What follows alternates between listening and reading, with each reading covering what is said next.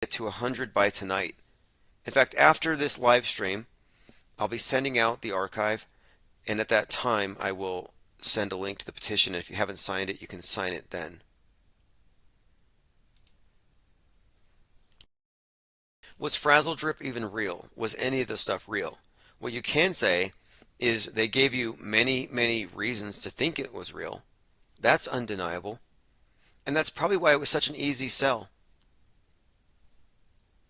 Like, why is it so alarmingly easy to believe that the Democrats are human trafficking, bloodthirsty Satanists? Like, that's not a stretch. It doesn't feel wrong. It doesn't feel inherently wrong. But it's a tactic. It's a misinformation. It's a smear. Is there any evidence for it? That's where I'm at. And another issue I have with this is Save the Children is no longer on the agenda here. Like it really got pushed to the side. Now they're concerned about whether or not you can get a job without having to show your vax status. Like, I'm sorry, but when did a little pinprick on your arm take precedent over saving all those children in the tunnels that are being sacrificed to Satan? Where are your priorities? This is what I would ask the QAnoners. Where are your priorities? When did you lower your expectations? Like, oh, we're going to save the world from the deep state, to maybe we can beat Biden with DeSantis. Like, that is such a step down. And it kind of suggests to me that the whole thing has been nothing more than propaganda the entire time. Psywar. As much as I'd like to believe it's true that Hillary Clinton wears the skin of a sacrificial victim on her face, I just don't think the evidence supports it. By the way, if you go to ips.monster, you can get the newsletter for free, and that's where the archives will be sent. But also at the very top, you can sign up for text alerts. I'm going to start doing text alerts likely by tomorrow. We have 40 people watching right here in the video. Let me see how many are listening on the audio stream. Okay, it looks like we have another 22 people listening on just audio. Appreciate every one of you. And now let's go over to each of you is a ground zero dank meme malinformation super spreader. And we have another half a dozen people over at Odyssey. If you're in Odyssey, I'm going to go ahead and hand you a wrench, joined there by Trashman, Rick Sanchez. Lloyd Milleris is there. Jay Rockefeller questioned whether the internet had been a good idea. Prior to the internet, quote, nothings could talk about anything they wanted. But with the internet, too many people are aware of the fringe. I agree with that. Gregory Shantz over there on Odyssey says, they say journalism is the first draft of history. 100%. First draft of history. That's why it's important to call out fake news, because today's fake news is tomorrow's history.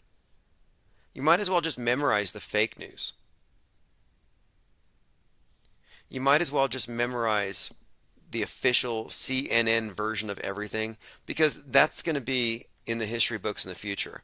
And if you stick with the truth, you're going to be divorced from the consensus reality far down the line. That's kind of what they're doing here. I think they're trying to keep everybody on the consensus. That's what this is about.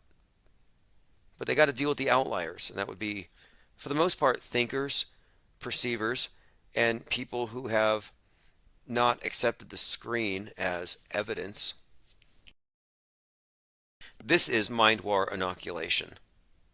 And if you haven't read Off-World Stage Reporting, go to ips.monster and click on the link that says IPS Institute for Advanced Media Deconstruction.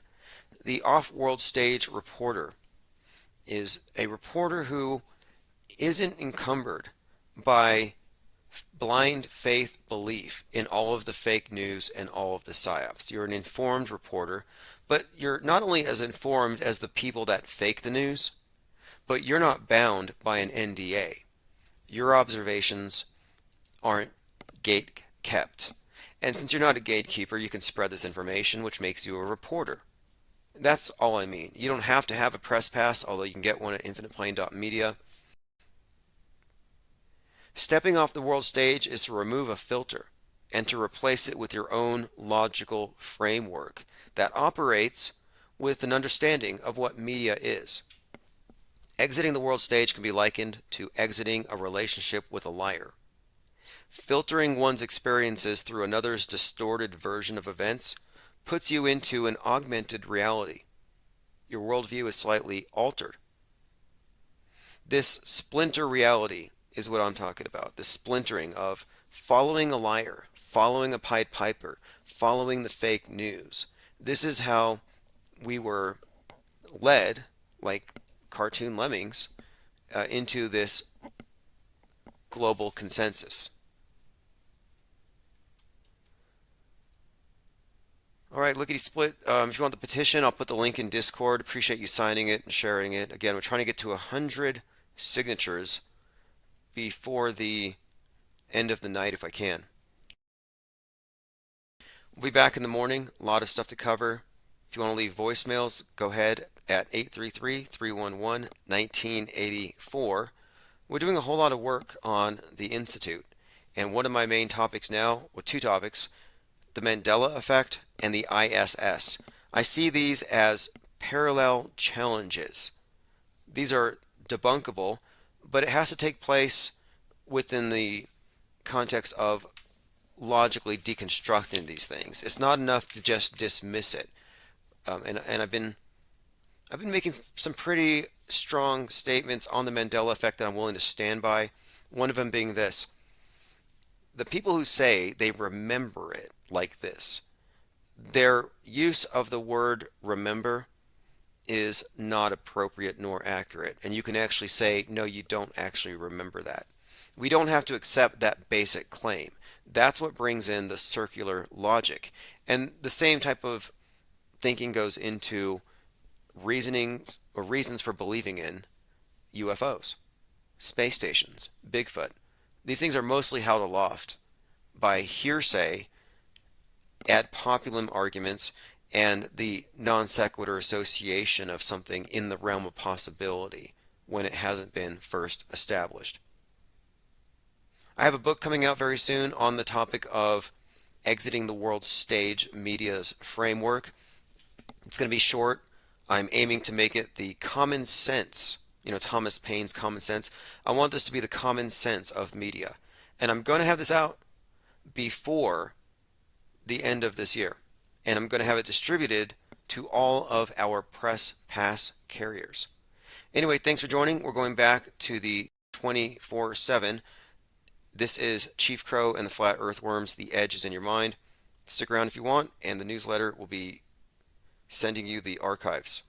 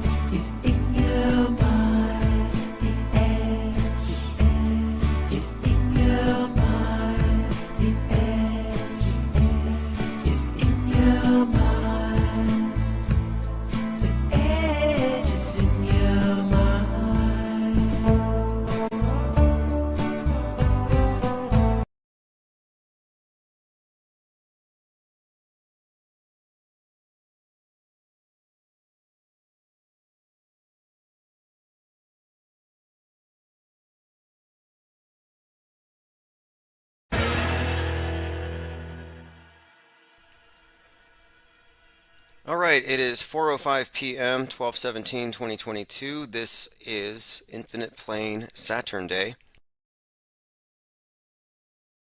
We are live, open phones, 833-311-1984. A lot of things to talk about today. Let me go ahead and make sure we're on every single platform I can be on. We've been nuked, fake nuked on so many channels. In fact, speaking of fake nukes, you know who got nuked was a fakeologist. He was taken off of Discord again. It must be the third or the fourth or the fifth time. And now they've moved to Gilded. Gilded is the next stop if Discord doesn't tolerate our uh, what is this? Philosophical dissent, disagreement, conscientious objection, thinking, whatever it happens to be. The reason for their destruction of this once great platform, Discord, we already have a backup, and you'll be the first ones apprised of this.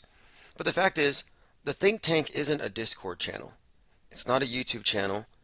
It is decentralized. It's a decentralized think tank. It exists all over the place, and we're networked on ideas.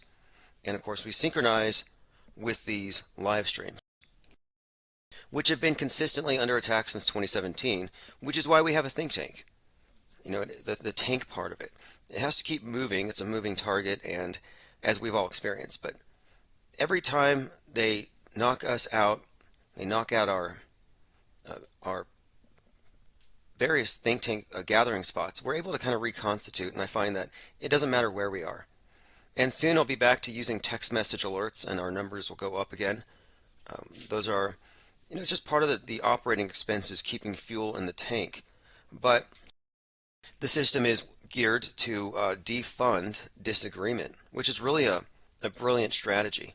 We've been studying the immune system of the beast matrix's propaganda machine, but we've developed something very parallel. And the main thing I'm focusing on now is I don't think we need a news network that requires donations because we're constantly under attack. I'm saying at this time we just build something totally parallel, and along with it we have the IPS Institute for Advanced Media Deconstruction, and I have a new course in the works about the fakeability test and the realm of possibility, which will be out here very soon. We cover a lot of different topics lately in the Discord server. We've been talking about the want to believe, like with X-Files, the TV show The X-Files, which is where they used to, I believe, they used to use X-Files to gather up all the conspiracy theory thinkers. If you were someone who thought off the map, your mind's not in the box, you're going to go over here. And these happen to be safe conspiracy theories. They all fit within the dominant paradigm. They're not a challenge to it. Not like flat earth or things that outright deny things or contradict things. What we have here is what I would call the MSM minus perspective, meaning you take the world stage as given and you subtract what cannot be validated. This is opposed to the mainstream view, which just takes it at face value and believes it. And this is the main thing. The public is really divided into believers and non-believers. And you'll find that the believers are the ones who are often saved. There's a correlation here between the salvation agenda represented by the pandemic model and its remediation. There's a parallel between that and the archaic idea of being saved versus being unsaved. And this has to do with being profane versus being initiated. Are you part of the World State Church? Do you agree with its premise? Do you kneel to its priesthood or not? And that's the big divide. And one of the things we talk about on this channel are these big divides. And the divide between believers and knowers is the major one. It's not like the liberals are believers and the conservatives know. No, they're both believers. That's my point. You have believers on one side versus believers on the other. This is the state religion, disguised as government and entertainment. The knowers are called conspiracy theorists, and they're excluded from having a platform. And the real heretics, the ones that get burned at the stake, those are the ones who have their own doctrines, or heretical doctrines. And of course, we're experiencing this right now, this great digital book burning, which they brag about. But this conversation about censorship goes on, and it's like, I don't want to make that the main focus, so let's just immunize ourselves. Let's just get out of their realm and build something separate. And it's been working perfectly, and this is the way we're going to go moving forward. Because you have like these divisions. Another one is red pill. This morning we were talking about woke. Where did woke come from? And it got me thinking about, well, red pill comes from the Matrix. And the Matrix has the world divided into the blue pilled, who are the people who believe everything, and the red pill, the ones who are, trying to escape or who have escaped.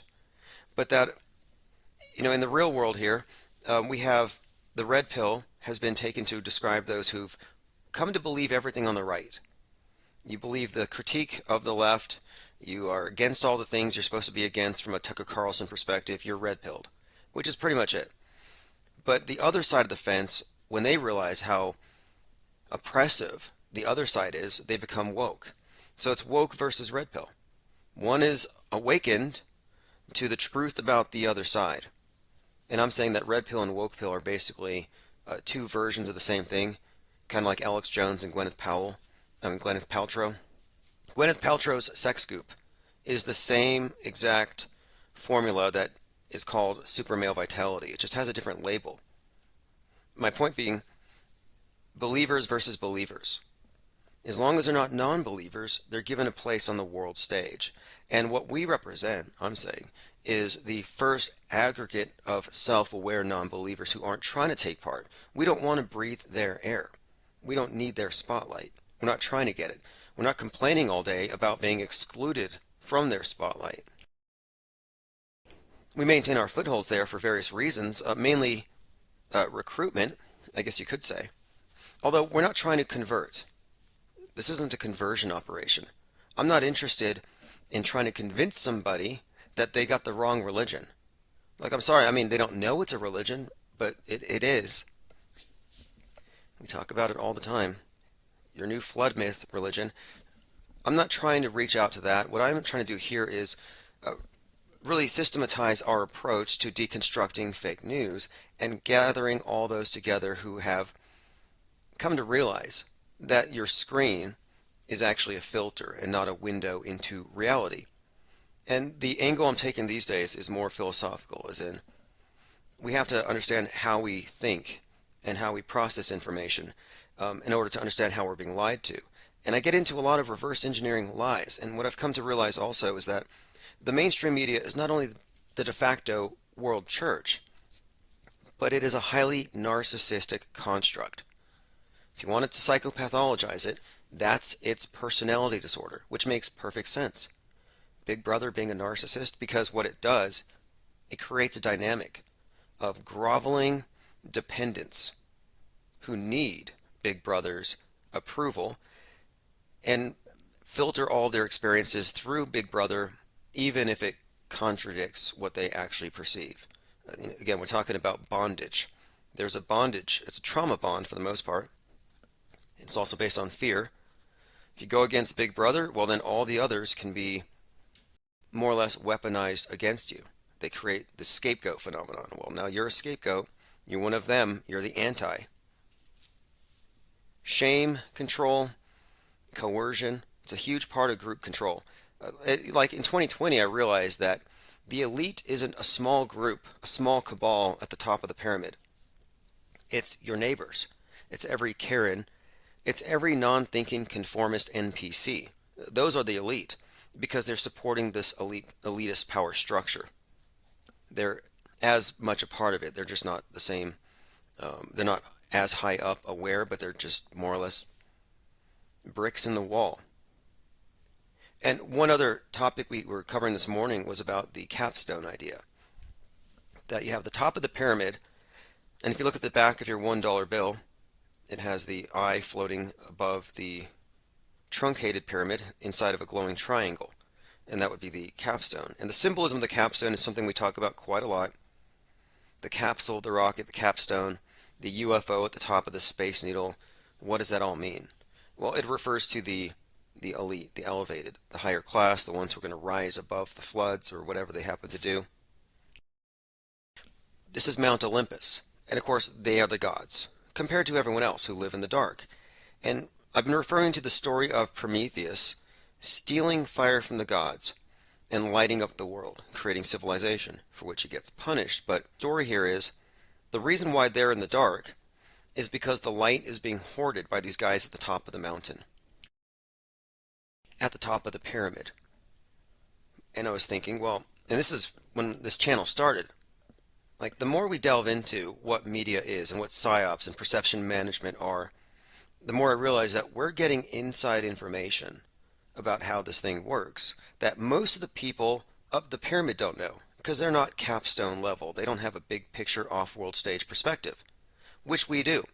We may not be the manipulators of the world stage, but we have the off world stage perspective, that level of objectivity that the unbrainwashed don't have.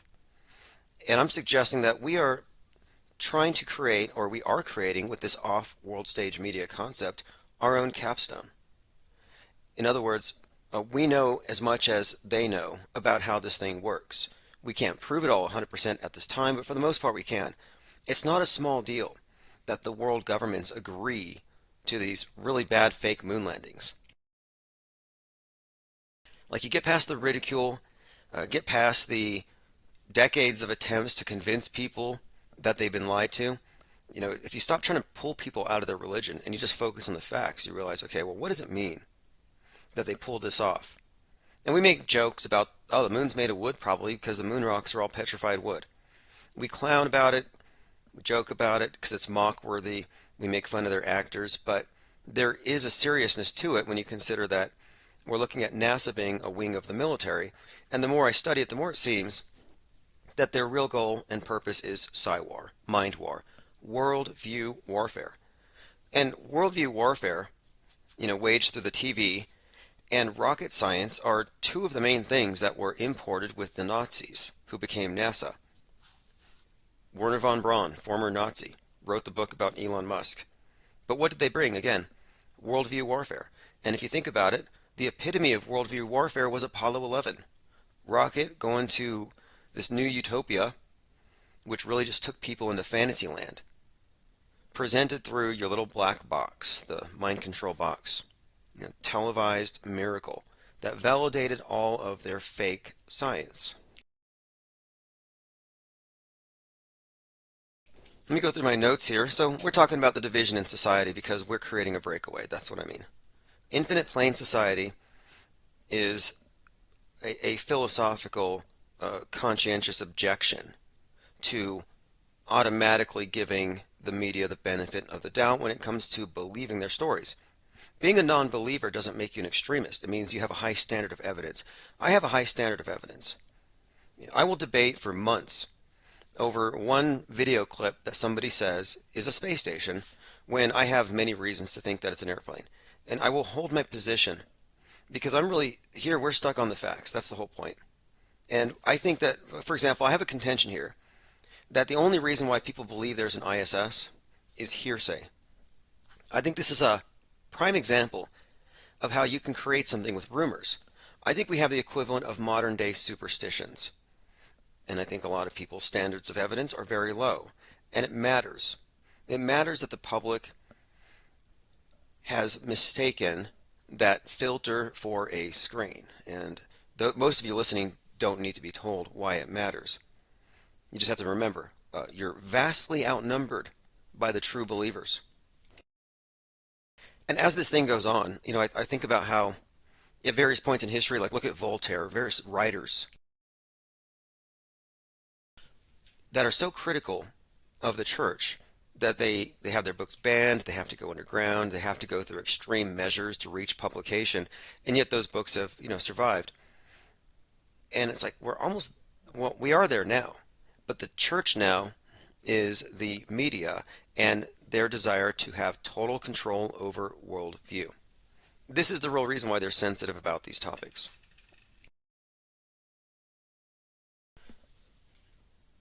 Also, another thing I want to point out, the people who go along with stuff, who go along with the programming, who don't question it, I think for the most part, it's because it's about it's safer to conform, and there's cognitive dissonance that goes along with suddenly questioning things. We were talking about the Matrix movie a minute ago. The thing that typified that character before he was initiated into the fact that everything was fake is this quote, splinter in his mind, which Morpheus referred to. And to me, that's the cognitive dissonance. That's the part of yourself that knows you're being lied to, but you're in an environment where it's not even possible to question it. You bring it up, people laugh at you. There's no higher authority to appeal to. That's part of the control system. The lack of meta communication, and this is all structured if you ask me. meaning you can't question whether it's real or fake without being put into a certain category. It's not considered to be a scientific question. In fact, this is where I'm saying the big inversion has happened, where what is on the screen is considered to be scientific evidence. Like, you want to show me the Apollo 11 movie and tell me you consider that to be scientific evidence, then that tells me you don't know what science is. And the public has been given a replacement religion in the form of scientism. And it's, look, a lot of this stuff is held in place by logical fallacies that keep people in a on the world stage or in a world stage bubble. And what I'm proffering here is the idea that the deconstruction of media preemptively, knowing what it is, I think that's, to me, that represents a correction, I guess you could say. We've been given malware. And I'm not engaging in hyperbole either. When I look at religious cults, and I've studied many cults, doomsday cults in particular, like I mean, QAnon is kind of a doomsday cult. Like, if you don't believe in the influence of cult movements and how psychotic they can get or how divorced from reality they can get, look at QAnon. Not just the psyops, not the obvious staged characters that take the fall for everybody, not the patsies, but just look at the basic belief system here, where you have normal people waiting for dead presidents to come back and save them. I'm just pointing out the efficacy of religious thought and of religious mind control programming and how it works, even in this so-called modern age. Like, it's not an overstatement to say that the mainstream media is a religion, replete with mythology, with a punishing God, with the saved, the unsaved, heaven, and everything. A couple of other things I want to get into. I'm working on a course for the IPS Institute about this idea of fakeability, and along with that, the realm of possibility. Because I don't say everything's fake. Someone had pointed out the ISS could crash on Tim's house and he wouldn't believe in it. And I want to point out that no, quite to the contrary. If I see it, I'm going to tell everybody. I'm not a reality denialist. I would posit that the believer in the ISS is the reality denialist. Why? For the same reason that a believer in Santa Claus is a reality denialist. You're going against facts that can contradict what you're saying is true, specifically if you haven't seen it. You're imposing a belief onto the objective. And to me, that's actually a denial or a contradiction of reality. But the fakeability test and the realms of possibility has to do with, before I call anything fake, first I have to ask, is it even fakeable? And another thing too is something even possible? On the other side. I don't make arguments from incredulity, but there are certain times where something slips into the realm of possibility in an argument. Like, I recorded a light in the sky. I think it might have got an ISS. Maybe it was a UFO. Maybe it was Bigfoot in a UFO. And my response would be, you would have to ask yourself, is that even in the realm of possibility? At that time of night, do UFOs have headlights? There's a million questions you could ask, but I'm saying that these things shouldn't even be entered into the conversation yet. They have to be first established to exist, otherwise you enter into circular reasoning. This is the problem with Mandela effect. They start their whole premise on, it used to be this way, now it's not. Well, you can't prove that. You can't prove that starting point. And everything you say is going to just circle back and say, well, it used to be, but now it's not, and it becomes a cycle.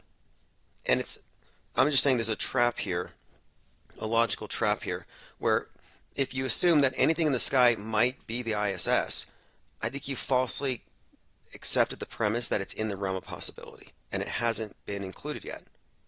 I would compare it to, because I know this, I know this happened, there was a area where someone I know went into a forest where there was supposedly Sasquatch, and there was a sign that said you might hear Sasquatch at night. Well, they reported they heard something. Well, what did they report to their friends? Oh, we heard Bigfoot. Well, you heard something.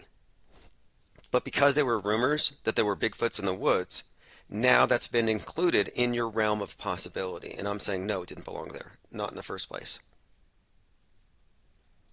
Cubstar says, I don't want to believe, I want to know.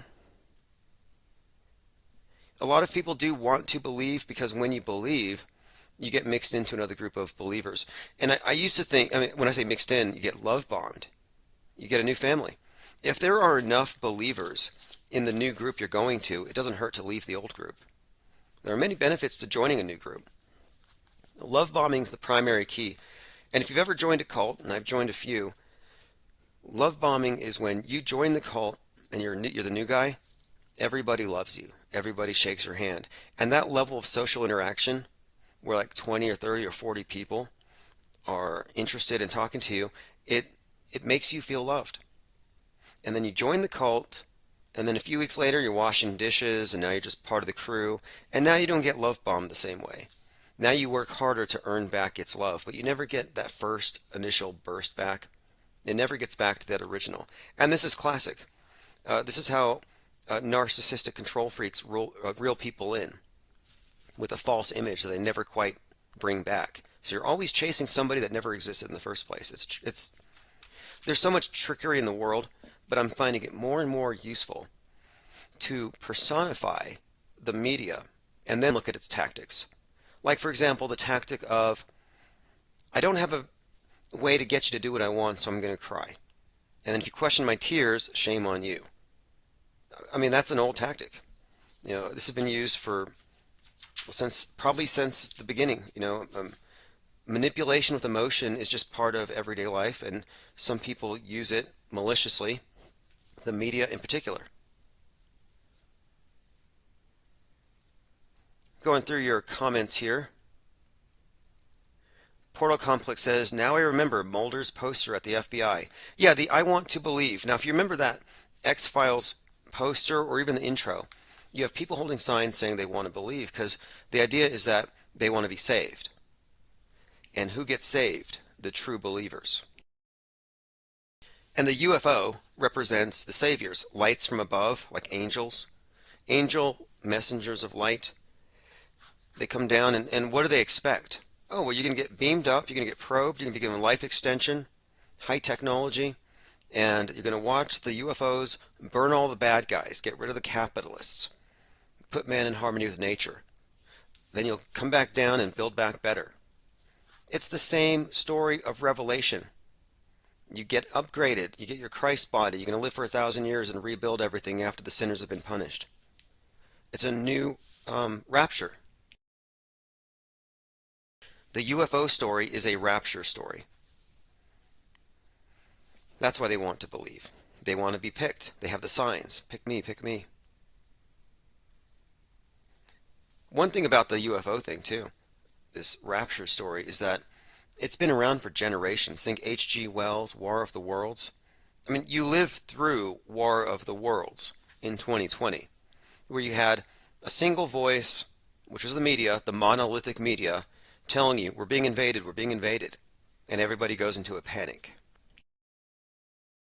That was the template for 2020.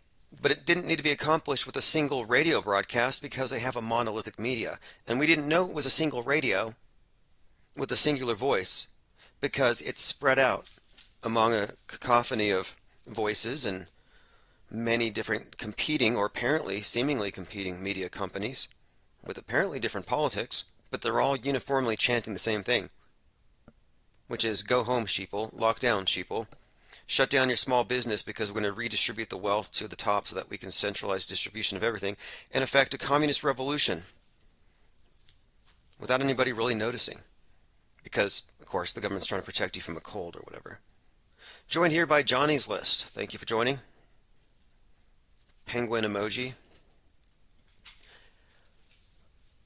Now let's continue. I put together a poster, and you can find this. InfinitePlaneSociety.shop. That's our Amazon store. Infinite Plane Society is on Amazon now. InfinitePlaneSociety.shop. And I put this, it's the I Want to Believe poster from X-Files, but instead of a UFO descending, it's the International Space Station. Because I believe that the International Space Station, it's floating, and it's being held aloft by ad populum, non sequitur, and the desire to believe. That's pretty much what holds it up there. And a few bad video graphics. People will say, but my app tells me when it's there. Well, my app tells me that there's a Pokemon behind the dumpster. You can't necessarily say this equals that. And there are so many problems built into this. Like, here's something of a conundrum that I was reflecting on today. The technology that would be required to convincingly fake an ISS circling the world for 20 years is far superior than the technology needed to create the supposed thing. I mean, and actually put it up there. I mean, what I'm saying is the ISS couldn't go as fast as it's going if it was within Earth's atmosphere. It's a big clunky tube with what, 8 sets of solar array. If it fell in the atmosphere, it would fly apart. It's the opposite of aerodynamic. And if you had a simulation, if you had some kind of a drone or some kind of special craft to simulate the ISS, it would be in the Earth's atmosphere going 17,000 miles per hour. 17,000 miles per hour, nothing goes that fast. My point being, if you're positing some special, highly developed craft is actually tricking us that there's an ISS, I'm sorry, but that craft is way cooler than the ISS and far more advanced. But it's a real tricky thing. It's a tricky thing because you're dealing with rumor and superstition and hearsay.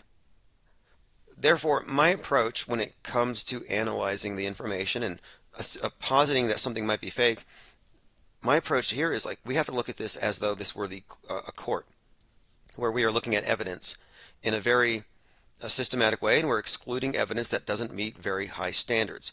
If you know somebody who knows somebody, I can't even hear it. Even if it's true, I won't admit it. We have to get to the sources, and there's no reason why we can't. There's no reason why NASA can't just take an iPhone up there and record the Earth, record a satellite, show us some space junk flying by, and then drop it and then beam it back down. Tweet us something. Tweet me the weather over New Mexico right now from the ISS. Why can't you do that? They can't. You going over every 90 minutes. They can't. They can't do anything real time because it's fake. Portal Complex says at 33 miles per hour, the ISS would blow apart. Oh, yeah. I mean, if that thing wasn't in a swimming pool, if it was like in the ocean, the water would tear it apart. There's no structure to it. It's designed to exist in a frictionless environment of outer space. And the reason it doesn't fall onto Earth is the residual atmosphere. What do they call it? The geocorona? It's like this, it's basically bouncing off of whatever the Earth is off-gassing as it's flying around. It's kind of skipping like a stone on a river. And it has a few of these, I guess you could call them control momentum gyros that keep this thing level. And if you look at the video, it's perfectly level. It doesn't rock, it doesn't tilt, it's just perfectly flat. And if you look at the ISS footage from the ESA, the European Space Agency, the ISS has a shadow, like 50 miles across, pitch black. I mean, if the ISS came over your house with a shadow like that, it's like, oh, like where I'm in a flight path, where when planes fly over from the base over here, it goes dark over my yard, over my window. I know when the planes pass. Well, the ISS, according to their own footage, is apparently blacking out entire cities, but I've never seen it. But you can see it from the footage that they give you, if you want to believe it's footage. And this is another issue here. And you're in no position to say the ISS is real if you haven't watched at least 40 hours of the footage. It's all questionable. You have to do your due diligence. Like, you have to do your research to debunk something as well as to establish that it's real. And I do my research on both sides. And when you look at the footage, you can't prove to me that what they're showing isn't entirely and wholly computer generated. It is qualitatively different from the interior footage. The spacewalk footage is not the same as the spacewalk photography or the outside the ISS photography, meaning when they're doing their spacewalks, if you look at the lighting, it's not the same lighting that you see when they're just taking a standard picture of the ISS. You could see the light diffusing as though, I don't know, it were in a swimming pool. I have a plan here, and one of my plans has to do with a real in-depth criticism of the ISS, and I'm willing to bet money on this. I could take five top computer animators and give them clips out of context and say, hey, look, I'm going to give you some clips and I want you to tell me real or fake. And if they didn't know, if they aren't told that these clips are coming from NASA, they will say, oh, that's fake. F.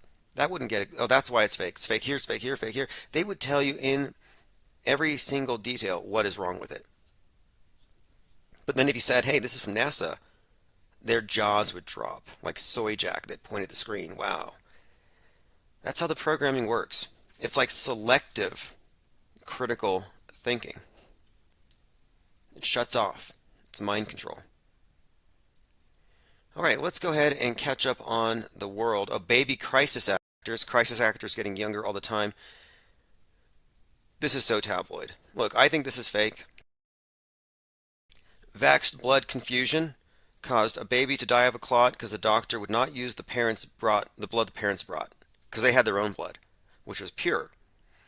But they grabbed some rando blood off the shelf instead, and the baby died. And here's a picture of the baby. He took a selfie before it went. It's so fake. The anti-vax propaganda is worse than the COVID propaganda in 2020. Like there has been a pandemic of propaganda, and it hasn't stopped. And I'm not afraid to be the one to point it out that the anti-vaxxers have long ago jumped the shark. Stu Peters, I'm sorry, but at this point,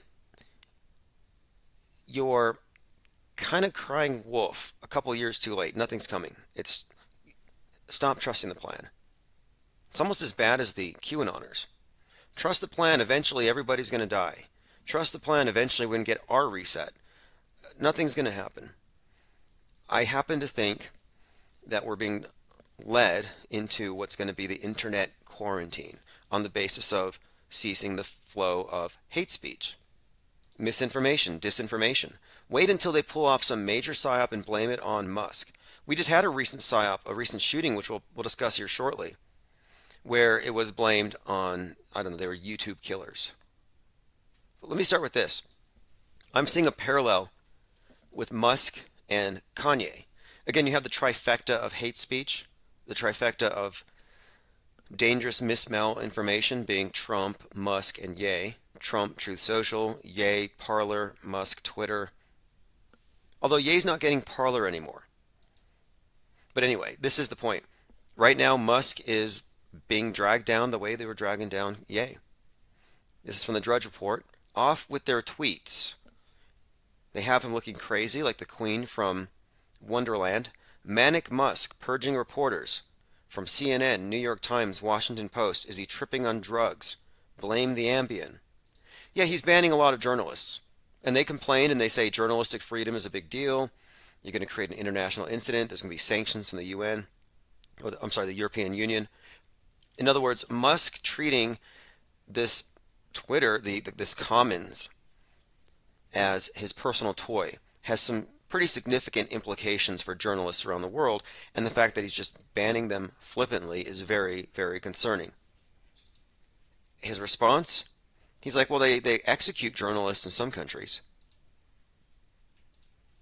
Tesla's third largest shareholder calls for the ouster of Elon Musk as CEO. Now, that's another thing that's coming up as well.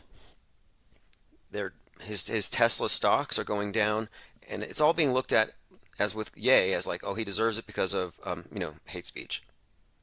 And it's just getting more and more interesting because he's being described as a tyrant, going against all of his original free speech principles. It almost looks revengey. I'm not bothered by any of it. I'm just saying that we're being set up. We're being set up as in the public is being prepared to accept the necessity of some kind of a lockdown for the internet to clean up all these mind viruses. And Musk is a part of this agenda. He's not some free speech radical trying to save it. He is the one to bring it down. That's why he has come out saying the woke mind virus must be eradicated. While I agree with that sentiment in many senses, there is no such thing as a mind virus, as in a contagious idea that you can pass on or carry without knowing you carry it, that these things are somehow capable of going pandemic. No, I mean, these are just, it's just a metaphor. I mean, it's like we don't literally mean, it's just a figure of speech. Memes gone viral. But they've been using these words intentionally, I'm saying. They have used the words to describe a pathogen or a viral outbreak because eventually they were going to go after thought crimes, and that time is now.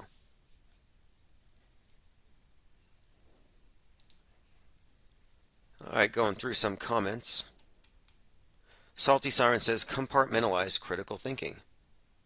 Yes, that's precisely what I'm talking about. It's like their critical thinking faculties get shut off in certain areas, and it's not their fault. The smartest people in the world are brainwashed, and the way it works, I think now it's about the flood, the inundation, the deluge of information. 48 hours of news crammed into every 24-hour news cycle. You can't process it all, so you look for help. Hey Tucker, parse this news for me. Hey Anderson Cooper, can you help me know what to think?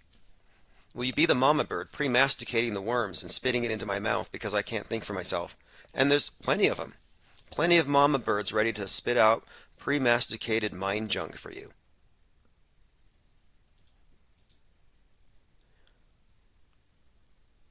Hey, check this out. Soyuz capsule has a leak and it could strand 3 astronauts. I was thinking that this leak here was just bubbles in the swimming pool, and they found a story to make around it. Soyuz capsule leak could strand 3 astronauts on the space station, raising safety concerns. It was from the Russian Soyuz spaceship.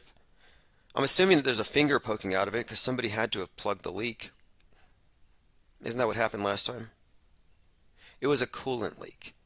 They believe it might be damaged beyond repair and will not be able to take the 3 space travelers it brought to space back home in September.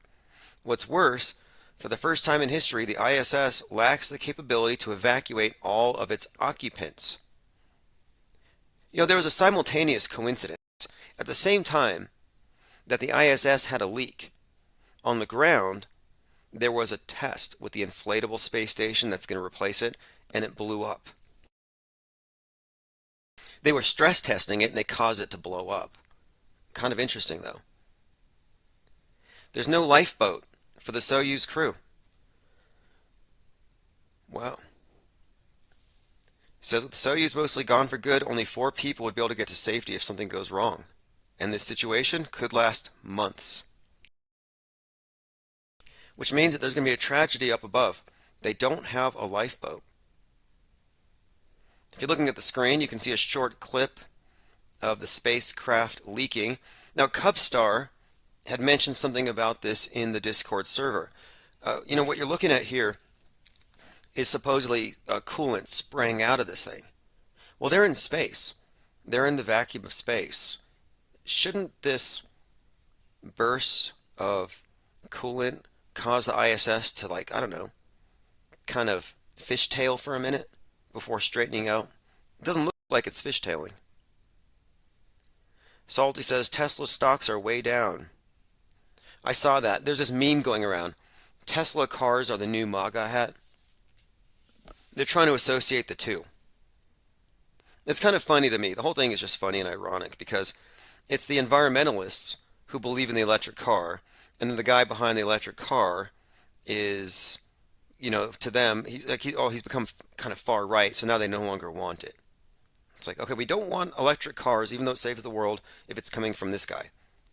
We don't want the vax, even though it's going to save our lives, if it's coming from Trump. Like, they make everything so partisan, all of their decisions. But this partisan warfare is fake. I've been saying this for some time. For example,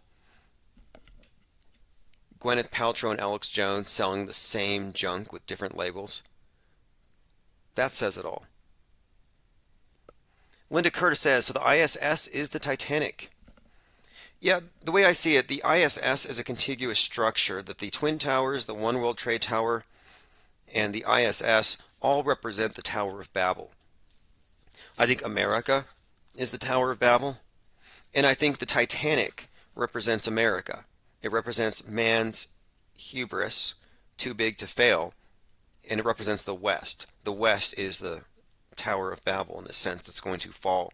But yes, the ISS is the visible uh, tower that's going to fall down, because what the Tower of Babel was, it was international. It was an international space station. They made it to space. Only back then they called space heaven. All the languages of the world were, well, all the people of the world were united under a single language, which I would correlate that probably with the internet. And when the ISS goes down, when our international collaboration on that level goes down, I imagine the internet goes down, which is our universal language. And that is part of the plot. And I found a few other things in this regard. That's why the movie Don't Look Up employed Leonardo DiCaprio as the star, because he's the guy from the Titanic, and they needed to repeat that archetype, because Don't Look Up is about an iceberg that's going to hit the Earth, a comet, and it's going to sink the Earth. Well, the Titanic gets sunk by an iceberg, represents the West and climate change, and the movie Don't Look Up was actually about climate change. And on a subtextual level, don't look up means don't look up information that might contradict what the scientists are saying, because then you won't do your part to stop it, the climate change. You won't glue yourself to a painting or lay in the street for Gaia, and we're all going to die as a result. All right, let us continue. It's an Infinite Plane Saturn Day for 12/17/2022. Going through my minds.com/Infinite Plane Society, I put a link to an interview with James Fetzer, and we talk about the ISS. I actually asked him this because he actually sent me a stack of books, signed. And over here I have a copy of Nobody Died in Boston Either. I'm going to have to bring that one out and just go through it page by page. But I went through his deconstruction of the moon landing. I don't think there's anything like it. It's probably the best deconstruction of Apollo 11, just going off the facts. And it's notable that he believes the Earth is a ball. And at the end of the interview, I asked him, I said, what do you think of the space station? He had no questions about it. What do you mean? It's just a space station. And I thought that's fascinating, because the same level of scrutiny that you apply to the moon landings, if applied to the space station, would bring it down in seconds. It doesn't stand up to scrutiny.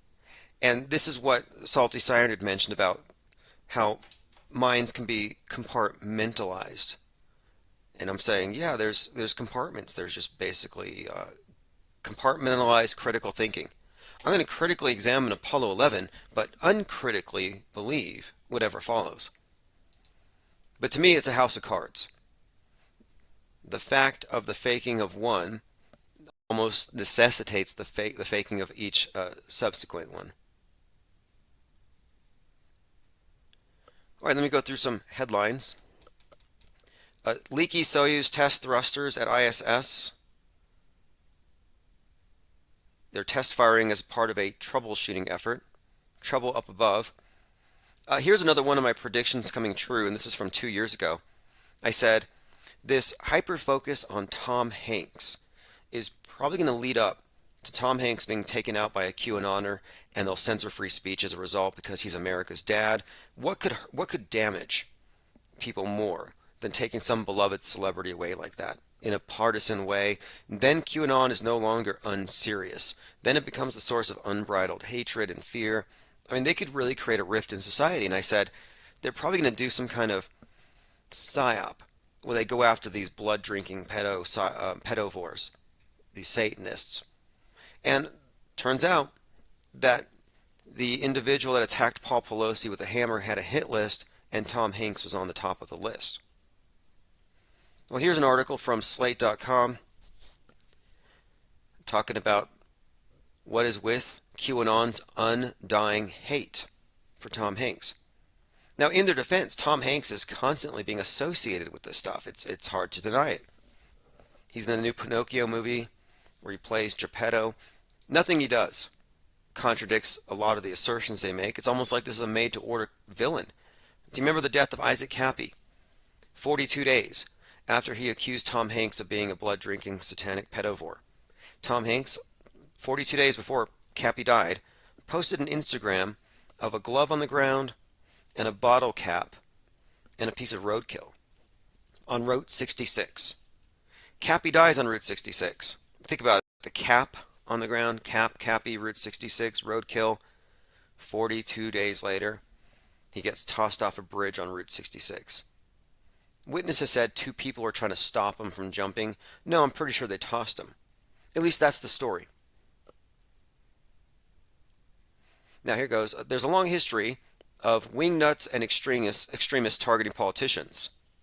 The fact David DePepe the Frog, a San Francisco carpenter and QAnon junkie, broke into the Pelosi house and bludgeoned Paul can be understood within the broader context of domestic terrorism. He said, "I'm sick of these lies coming out of Washington, D.C., and I'm not just going to stand here and do nothing, even if it costs me my life." Now, something about David DePepe is he was an illegal immigrant from Canada. I have a hard time believing that a Canadian is so concerned about D.C. He can't even vote in this country. I think it's fake. I'm comfortable saying I know it's all fake until proven real. Okay, continuing. Standard New World Order stuff, but the name DePepe is obviously a reference to Pepe the Frog, just like Derek Chauvin is a reference to Western chauvinism and the Proud Boys. Now this is from Slate.com.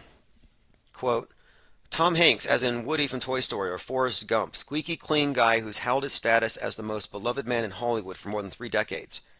QAnon devotees maintain a constellation of strange occultist precepts, like JFK Jr. is alive and a Trump supporter.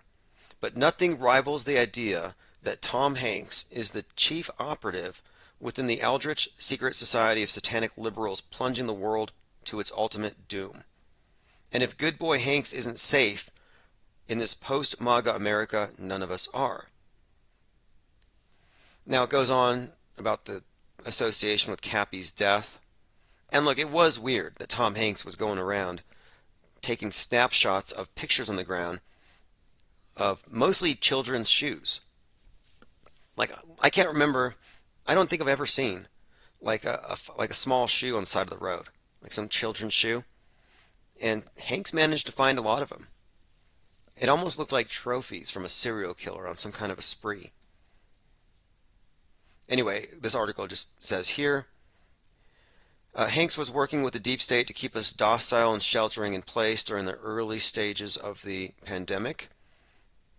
Although in 2021, Raw Story reported, Real Raw News reported, and 500,000 people read this, that Hanks had been executed by the U.S. military along with his wife. And there was a time, all throughout 2020, when many of these celebrities were showing up on lists of supposedly executed.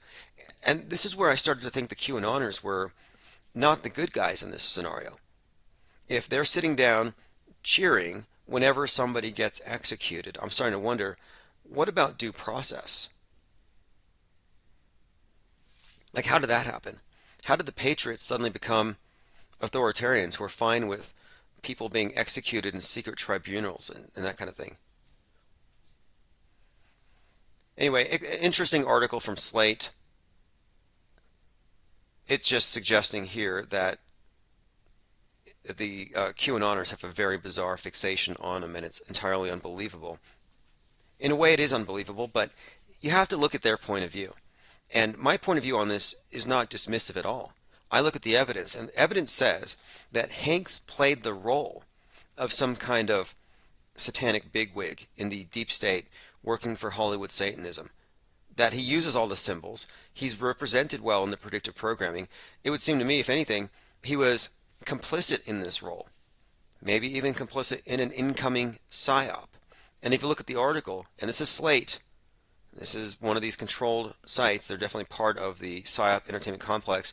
It has a Q over Tom Hanks with crosshairs. We'll see where this goes, but just want to let you know that he's in the crosshairs. A scientist named space junk as likely cause of the Soyuz damage. I said that the other day. I said at first it's micrometeorites, but wait until they say it's space junk. Then they'll say it's from China or from Musk. They'll start to point fingers. We'll see. NASA reveals when you can see Santa's sleigh this Christmas. Laugh if you want, But if you believe in the ISS, the same standard of evidence could get you to believe in Santa Claus. The same level of critical thinking it would take to bring down the existence of Santa Claus in your mind can be applied to the ISS. You don't need to go look outside your window on Christmas Eve and not see Santa to say he's not there. I don't need to go outside and not see the ISS to say it's not there. It has to be established in the first place. And it's just, to me, it's not even ironic that NASA would be in charge of showing us how to see fake Santa's sleigh. This is their specialty. And it's also kind of points to the childishness of their mythology and how they actually target children who don't know how to critically think yet. They just believe. Because astronauts are cool. And when I grew up, I wanted to be an astronaut.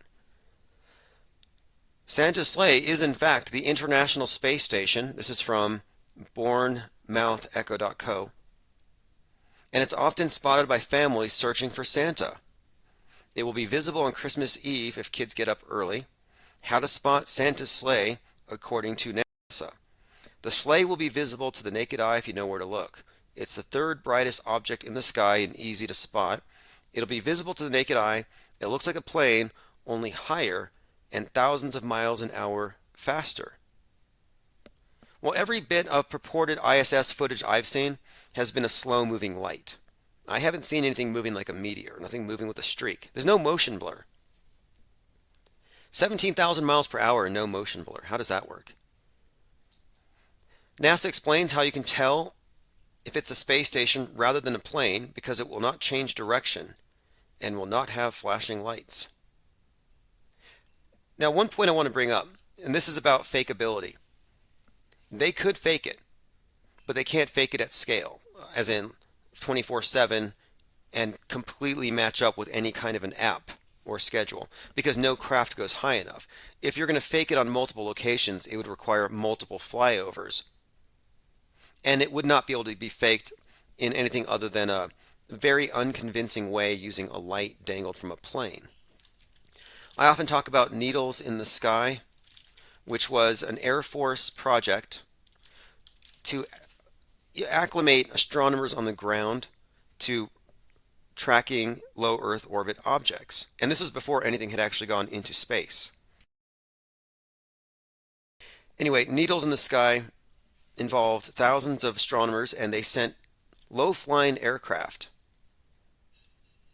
into low Earth or simulated low Earth orbit and had flashlights dangling from the backs of these planes, like little flashlights. And they did it in such a way that from the ground it would look like satellites. They did it for training purposes. My point being, it was possible to simulate low Earth orbit objects before they even put anything up there. It's fakeable. The ISS is fakeable. My point being, even if somebody says they saw a light and even if it matches with the app, I'm still saying it's questionable. And it would still have to be contiguous, meaning you would have to be able to look at every other transit point and it would still have to match up. It can't just be flying over one city. They've done it here. They said, oh, Starlink's flying over. And they send, most likely, stratospheric balloons or drones or something. But it's like for 11 minutes. I'm like, I'm sorry, but if it's going to take 11 minutes to go over Albuquerque, it's not going around the globe in 90 minutes. It's not going 17,000 miles per hour. But for the most part, people will say they believe it's there because somebody saw something. The main argument I see for the ISS is something's up there because somebody saw something. That argument needs to be understood as hearsay, not admissible. If you have to say somebody saw something, find that somebody and have them say that thing. And usually you can't. All right, the petition to stop YouTube from suppressing Infinite Plane Radio. This is one of our new projects. Shout out to Portal Complex for the idea. This is why I do the think tank. It kind of reminds me of these, like Mid-Journey, these AI generators. You enter some prompts, and it throws something back at you. Or you do a drawing, you put it through the filter, and it throws something back. Our think tank is very similar. You have an idea and you toss it around, bounce it off a few minds, and something emerges. And the other night, morning, I was speaking with a Portal Complex, and we were talking about this Marcus Goldfinch thing, and I was suggesting that the place to win is the court of public opinion if I want to represent myself as an underdog against YouTube and its really illegal suppression of my channel. If you look at the way that they blatantly handed over trademarks and my voice to someone else.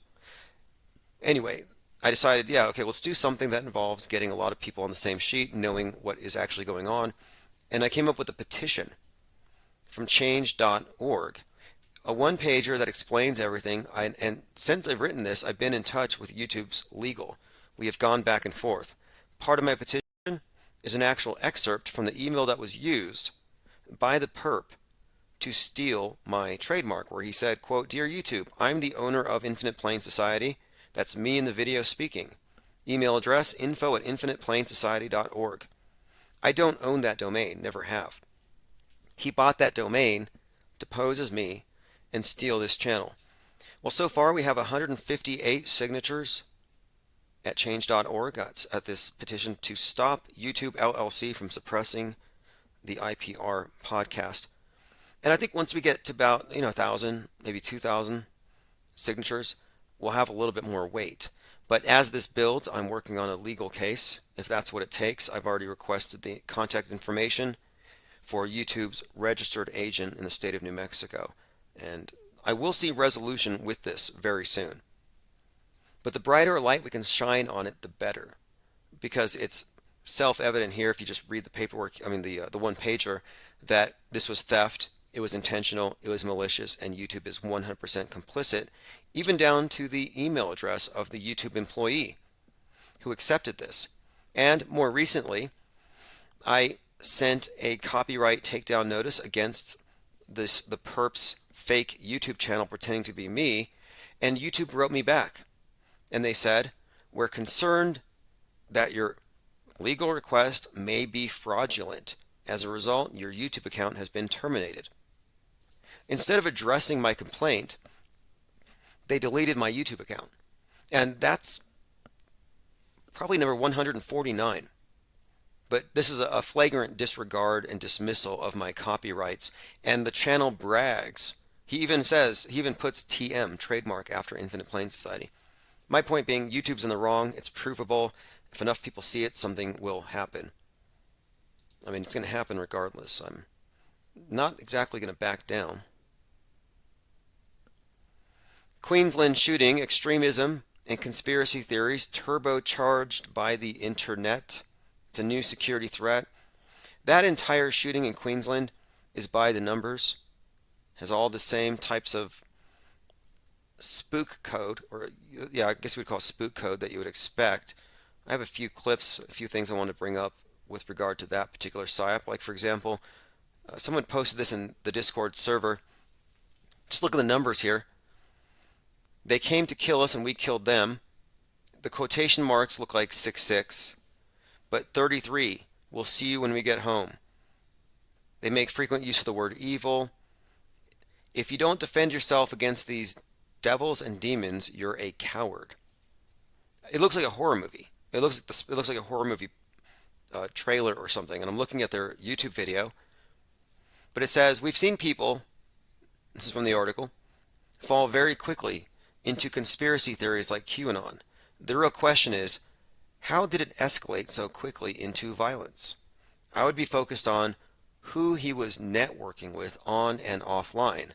The puzzle is, in this case, what was the trigger for such violence?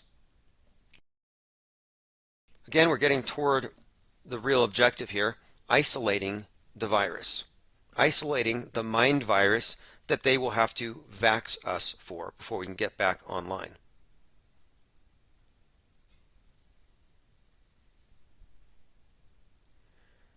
Yep, good point. Salty says, "Make a YouTube short and a TikTok with an ad for the petition link." Yes, I'll make that a point tonight. I'll put down a list of ways that we can promulgate and share this. I have a list of things I've been working on. You've probably received a few emails about it. And the nice thing about change.org is that once per day you can send a status update. Right now it's a couple hundred people, but as the number goes up, those will be in the know, and I'll be able to send them more information. Like, for example, here's a number to call YouTube's legal. Leave them a message. We're going to expand on this, but this is a big deal because this channel has been unfairly suppressed. And when they back off and they basically let us operate without any interference, we're naturally buoyant. Our numbers will spike, and with that, the number of callers, the amount of information, and we're kind of info junkies here. I mean, we do get a lot of the best information, hunt it relentlessly, and that's one of the reasons why we want the think tank to be open to as many people as we can. We want a broad spectrum of observations, opinions, perspectives, points of view. I talk to people all day long with different points of view. Not everyone's off-world stage or even close. Doesn't matter. Everyone's an observer. Joined by HLGGLH. I still haven't figured out how to pronounce that. Here's an article from The Onion. Elon Musk receives experimental Neuralink implant in an attempt to delete the memory of being booed. Yeah, he got on stage with Dave Chappelle, got booed, seemed surprised. I'm like, I'm sorry, but this is a naked emperor type situation. All right, his name is unpronounceable. All right, it's ineffable. It's not meant to be uttered by the human throat. So kind of like H.P. Lovecraft's deities, their names are always intentional. It's like, did he fall asleep at his typewriter? His head hit the keyboard? It's like these names are literally unpronounceable. All right, let me run through my Twitter feed. I found a really good article. Last week we were talking about Pan, the god Pan of panic, and how it correlates with the pandemic when you get into the fact that the word syringe derives from syrinx, a Greek word, meaning the pan flute. Pan, of course, a fertility god. One of these fertility gods, very exaggerated, with the horns on his head. Not difficult to understand what that means. But he's associated with fear, with the mass panic, of course, we had in 2020. Everyone's locked down. Well, while we're all in our homes and pandemic, pan is reigning, it's this fear everywhere, the only people who are out are the nurses. And what are they doing? Well, they're twerking in the hallways. And I'm like, okay, wait a minute here. There's a story that connects this, and this was first pointed out by Lean Dion, that there's a pretty strong correlation here between Pan and the nymphs and the dancing nurses and the pandemic, the syringe, and everything else. Well, here's an article from 8/8/2020, The Return of Pan, The Nakedness of Power, Panic, and Pandemics. We're hiding from an indiscriminate predator, one that cannot be outrun. Our anxiety and panic is real.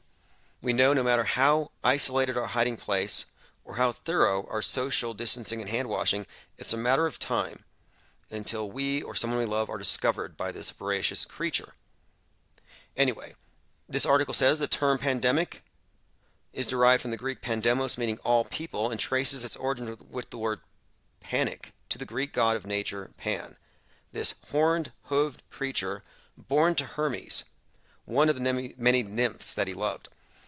Upon seeing the wild newborn, Pan's mother fled in terror, leaving Hermes to care for the half-child, half-goat.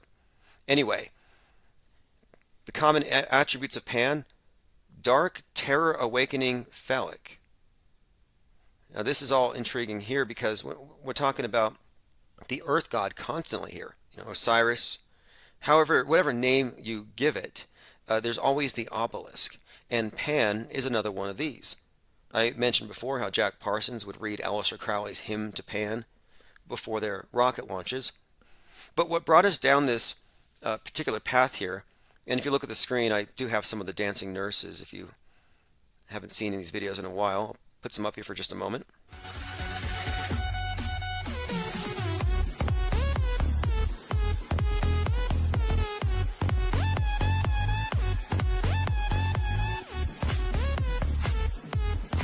And just think back to all the news reports about stay home, it's dangerous, hospitals are packed, there's not enough PPE, they're so full, there's not enough hospital beds. Hospitals are so packed, they're bursting at the seams, bodies are popping out the top windows, they have to use auxiliary refrigerators outside for the corpses, they're digging up the parks, making them into mass graves. They gave us a picture on TV, but then all we really see is clowning around, nurses dancing, all wearing PPE, no social distancing. Now, again, we watched all these videos and it didn't make sense at the time. We're like, what's going on here? Now I think it makes sense in context.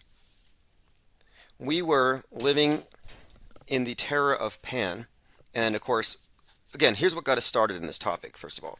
The One World Trade Tower. We were pointing out how this thing looked like a big Vax needle, and it probably wasn't a coincidence. It looks like a big syringe. Digging a little bit into that, it turns out that the One World Trade Tower is known to be a big flute. It's a panpipe. The wind blowing through it makes it into a pipe, and apparently it used to scare the neighbors. They would panic. There were rumors it was the wailing of the victims of 9/11's, their ghosts or something are up there. But whatever it is, it's a big pan flute, and it's a syringe, and it, of course, the symbol there is what I'm pointing out because it is the emblem, I think, of what you would describe as the 2020 and the entire panic around how do we get saved. Of course, it's this device. And everybody, pandemic, everybody, the entire world had to go through this thing. Anyway, this article is fascinating. Just goes into the etymology of the word pandemic, go into the etymology of syringe, and you find it ties into pan. And I think this is finally a context in which these dancing nurses make a little bit of sense.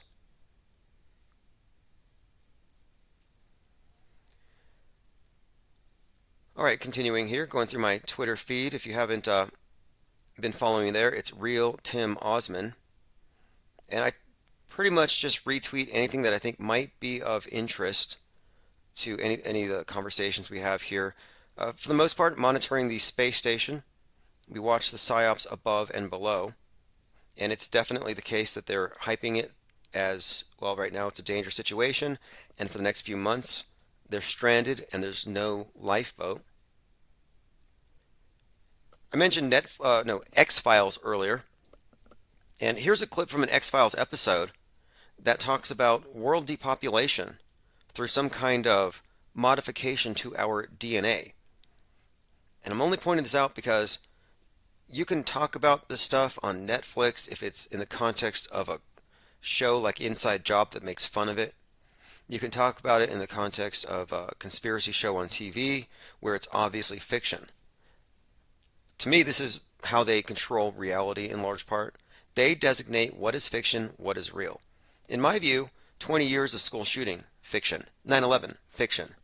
What you're about to hear here might be real. I'm going to play a clip here. Again, this is from X-Files. Ellie has been making claims. Claims about what? You and everyone you know has a piece of DNA in your genome, put there without your knowing it. Put there by whom? Well, that's the question of the day. This is an internet lunatic. You're not saying you believe him. Hold on, Agent Einstein. You're talking to a scientist. Forgive me, Assistant. Notice, too, the person who's suggesting that there might be something that modified our DNA is instantly put down. Oh, this is something from an internet lunatic. Director, it may sound insensitive, but the suggestion is pure science fiction. Pure science fiction. And, of course, laughing. Laughing while repeating somebody's assertion is an appeal to ridicule. Another logical fallacy, also known as a horse laugh. And here she is, horse laughing it away. Doesn't change the facts. I mean, you're entitled to your own opinions. But this is the coercive nature of logically fallacious debates. It's all indirect, never goes for the facts, always attacks the messenger. What I'm saying, Agent Einstein, is that the facts, as I understand them, cannot be discounted out of hand. No one has the right or the ability to tamper with your DNA. Unless we gave them that ability. There you have it. X-Files. And the creator of X-Files had a spin-off show called The Lone Gunman, 6 months prior to 9/11, predicted 9/11 to a T. Not a coincidence. Lone Gunman, a Kubrick reference because, of course, Kubrick directed JFK's assassination. Fake assassination. Lee Harvey Oswald, of course, is one of the characters in The Lone Gunman, only the name is scrambled. It's an anagram. Let me see if I can find this. It's called Lone Gunman TV series. Yeah, it was 6 months prior, and the episode was pretty much a blueprint for what was coming. Similarities to 9/11 attacks in the plot storyline.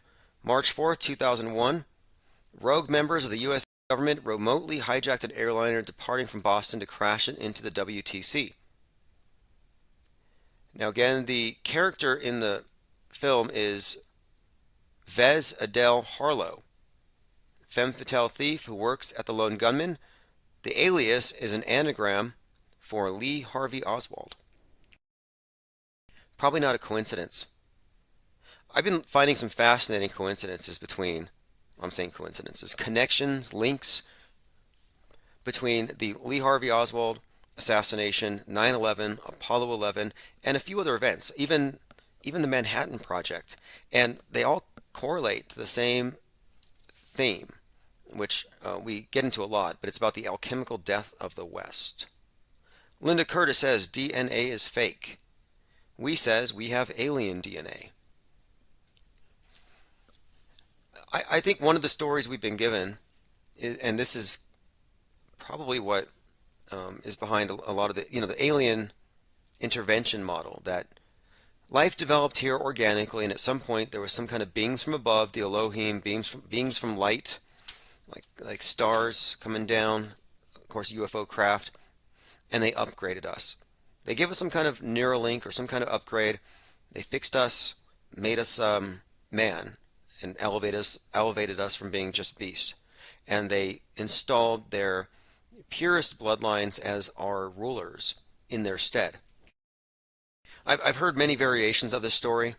I think it started probably with, maybe it was Gods of Eden. Not a new idea necessarily. The Gods of Eden by William Bramley. They came to Earth millions of years ago. They're still with us. Oh yeah, but this one is pretty dark because he's suggesting that the intervention was actually a negative thing, and that our rulers aren't exactly our benefactors, but somehow diabolical controllers. Not a new theory. Another good book is Slave Species of the Gods. I don't think these are accurate models for what's actually going on, or historical models or anything. I'm just suggesting that these are worth reading because it's very telling. Slave Species of the God, The Secret History of the Anunnaki. Like, it tells you what the big picture that we're supposed to accept is. Our origins as a slave species and the Anunnaki legacy in our DNA. This book reveals compelling new archaeological and genetic evidence for the engineered origins of the human race. Oh, first proposed by Zachariah Stitchin. Slave Species of the Gods. I read this book and I stopped reading it when I got to the part where he was suggesting that, yeah, we do have some kind of benevolent guides here on Earth, that their descendants are still in control, and the author is listing off the people that we would look to. His name is Michael Tellinger. He's like, well, where would we look to see who these gods are among us today? And he actually pointed out George Soros among his list of suspected Anunnaki descendants that are our benefactors. And I'm like, okay, you're trying to say I'm a born slave for George Soros? I think it was after I read this book that I started to kind of think that maybe a lot of this alien creation stuff was just another way to get us to worship the elite somehow. The whole idea, like the divine right to rule. Yeah, they have a divine right. They were born somehow. But I think the story of aliens and the alien rapture I started this conversation with, I think that kind of pertains to this idea as well, that we are somehow in the middle. We got out of the bestial, we're no longer ape. Now we're man, although sometimes we act a little apish.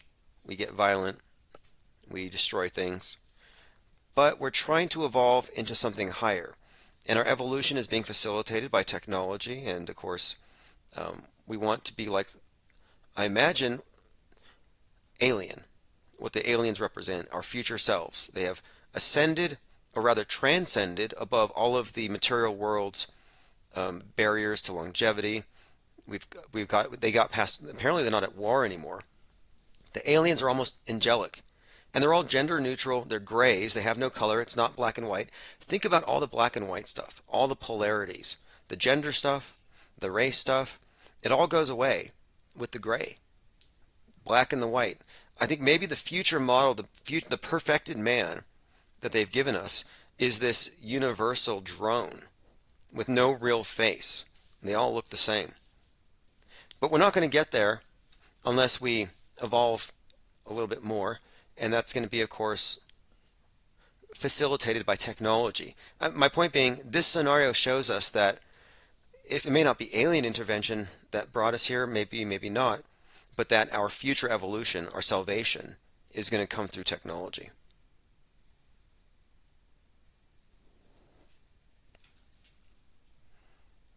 All right. Les Luther on Twitter said, how to create the illusion of war. 1. Switch off the power. 2. Claim the power outage is due to an enemy attack. The outcome? Citizens will experience temporary disruption in day-to-day life and living conditions, thus believing the war is real. He wrote this in response to the Kyiv Independent. The authorities are imposing emergency blackouts as Russia hit energy facilities in several oblasts, according to the deputy head of the president's office. Kind of like how here in America, in North Carolina, you have these blasts, you have these attacks on the transformers by the white nationalists. Very strange story. It's like white nationalist MAGA terrorists are so mad about drag queen shows, they're shooting transformers to shut off the power. And of course, this is believed obviously by the public because we've been conditioned to think that there's this rising tide of right-wing hate and bigotry. And I think it's media manufactured. The media manufactures a funhouse mirror version of reality. They hyper-focus on whatever they want to focus. They can put anyone they want on a pedestal, any group, and make any group the accepted scapegoat. And they could flip it at any time. But right now, what they've done is they've switched out, they've swapped out radical Islamic terrorists for domestic extremists, and they've created parallels in every major way. That's why the far-right nationalists are being typified as incels. The incels. It's because they're correlating them with the sexually repressed suicide bombers, the jihadists on a holy war against the, not deep state, but great Satan. But what's the difference between great Satan and a deep state? Echo Charlie says, can't dance without a spotlight. You know, if you watch the movie Nope, it's about a UFO, kind of a flying saucer type thing. And it has a pretty fascinating explanation for the tractor beam. I kind of don't want to give any spoilers here. I'd like to think everybody's had enough time to watch it. But the imagery is what I'm pointing out here. The idea of some kind of beings from above isn't necessarily always a good thing. You have some who say, I want to believe, but they're coming down here to regulate. One of the common threads that I've seen in the alien lore is they're going to come down here after we start nuking the place, and we're going to be given an ultimatum. Unite or we will destroy you all, or something like that. But their tractor beam is the thing that elevates you into the ship. You know, it's the rapture thing. And if you look at the Space Needle, which is the New Age obelisk, the elevator shaft, and again, L in elevator, is used. I think it's important. It's an important part of the symbol because you get elevated off of the fallen world that's about to be destroyed, and you get taken into the UFO. The symbolism speaks for itself. You're all very well aware and apprised of the symbolism in SpaceX and how often he inculcates the number 42 into everything. Turns out the Space Needle, which is in Washington, State 42, has an elevator ride that's 42 seconds to the top. The UFO is 42 meters across. That's how wide the thing is. And these are not coincidences. 42 is a clue here. 520 feet up in 42 seconds. Review of the Space Needle. Visitors can reach the top of the elevator at 10 miles per hour. The trip takes an astounding 42 seconds. UFO is 42 in gematria, if you care to look into that symbolism. Are you ready for a 42-second elevator ride into the future? The Space Needle has always been a popular tourist attraction. Now, what this represents, Space Needle, well, Cleopatra's Needle, the obelisk, the rocket takes you into space. Space is heaven. This is the obelisk of the Earth God. This is the pan flute. Syringe. Not a coincidence that ground zero for the pandemic was in Seattle, and that Bill Gates has his Bill Gates headquarters right there at the Space Needle, because the Space Needle represents what the vax represents, salvation. It's a symbol. You want to be raptured? You want to be saved? You want to escape the fallen world? You want to be immunized to the sin of the day, which is the pandemic? Take the needle. All right, phones are open, 833-311-1984. If anybody has any comments. I'm working on an IPS Institute course. Again, it's going to be on the fakeability test and the realm of possibility. We're fine-tuning our argumentation because I have a plan here. And this plan is not new. It's been in the works for a few years. And even though we do get a bit of suppression here and there, the work always continues. Especially the plan, because I know eventually all the pieces are going to be there. And I have a plan for 2023 for Infinite Plane Media, all of the reporters, and it has to do with what I see as a philosophical difference between the consumers of mainstream news, the consumers of alternative news, and the consumers of conspiracy theory news. I think there's a major schism between all these news media consumers and true media analysts, and that would be us. And I think the schism isn't so big that we have like major disputes. We're not going into political war with one another. I'm just saying that there's enough of a philosophical difference that what we do does require its own separate think tank, its own separate way of categorizing what we're observing. And it's not disinformation. We're not trying to compete over, with the mainstream for the minds of the mainstream news believers. What I'm doing here, I feel like it's more like alien anthropology. Bunch of outsiders, penguins at the perimeter of the world, on the outside looking in. We says, was intervention needed as soon as the Trinity test went off?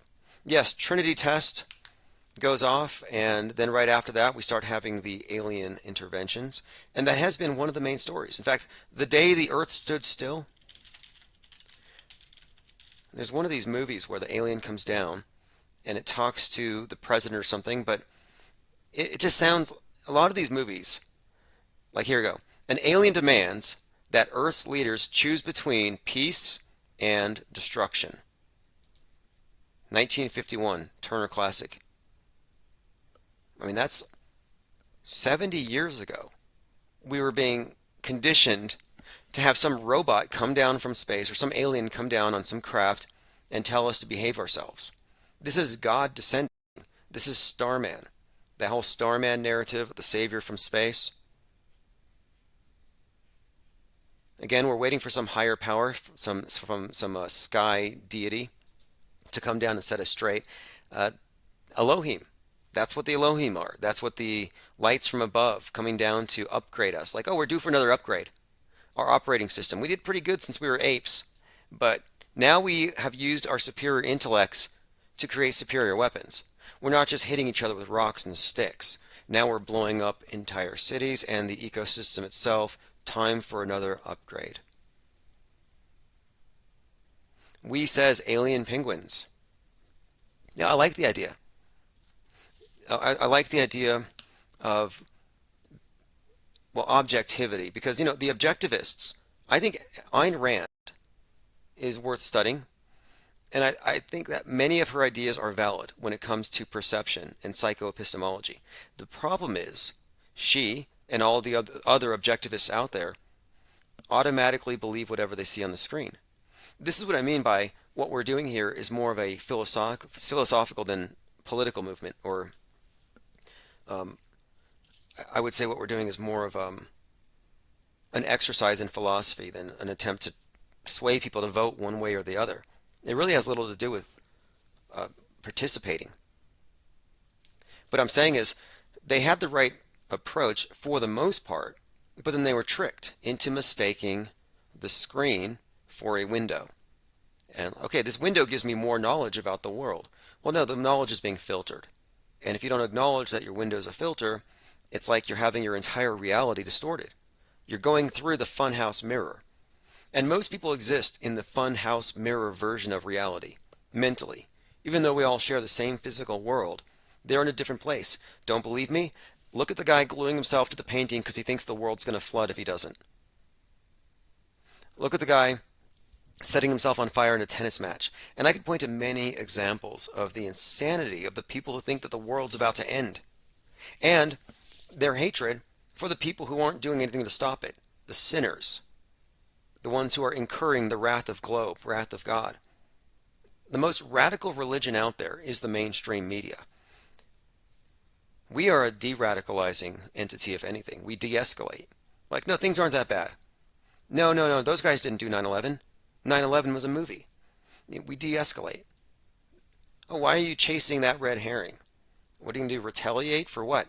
A bad movie? Yeah, I'm taking a step back. Throw popcorn. Sell your ammunition, buy popcorn. Portal Complex says, also, the Nordic silver with hair in the Arctic. Admiral Byrd said the women were incredibly telepathic.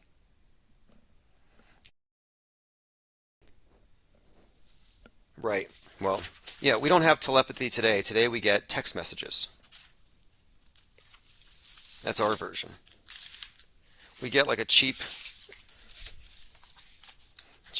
imitation.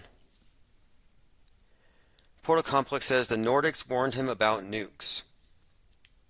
Yeah, sounds like a story that goes over many generations, and that's one of the things about propaganda that we all know. The thing that makes it effective, repetition. You got to keep repeating it, as George Bush said. You have to catapult the propaganda. Or, as Eric Holder said, you have to brainwash people. We need to brainwash people by making it a part of their everyday experience. Well, we have been given the same messages again and again for generations. Think about the alien invasion story and how it's been the same story for generation after generation. That's repetition. By definition, I think that's propaganda. Message. Every day, every school, at every level.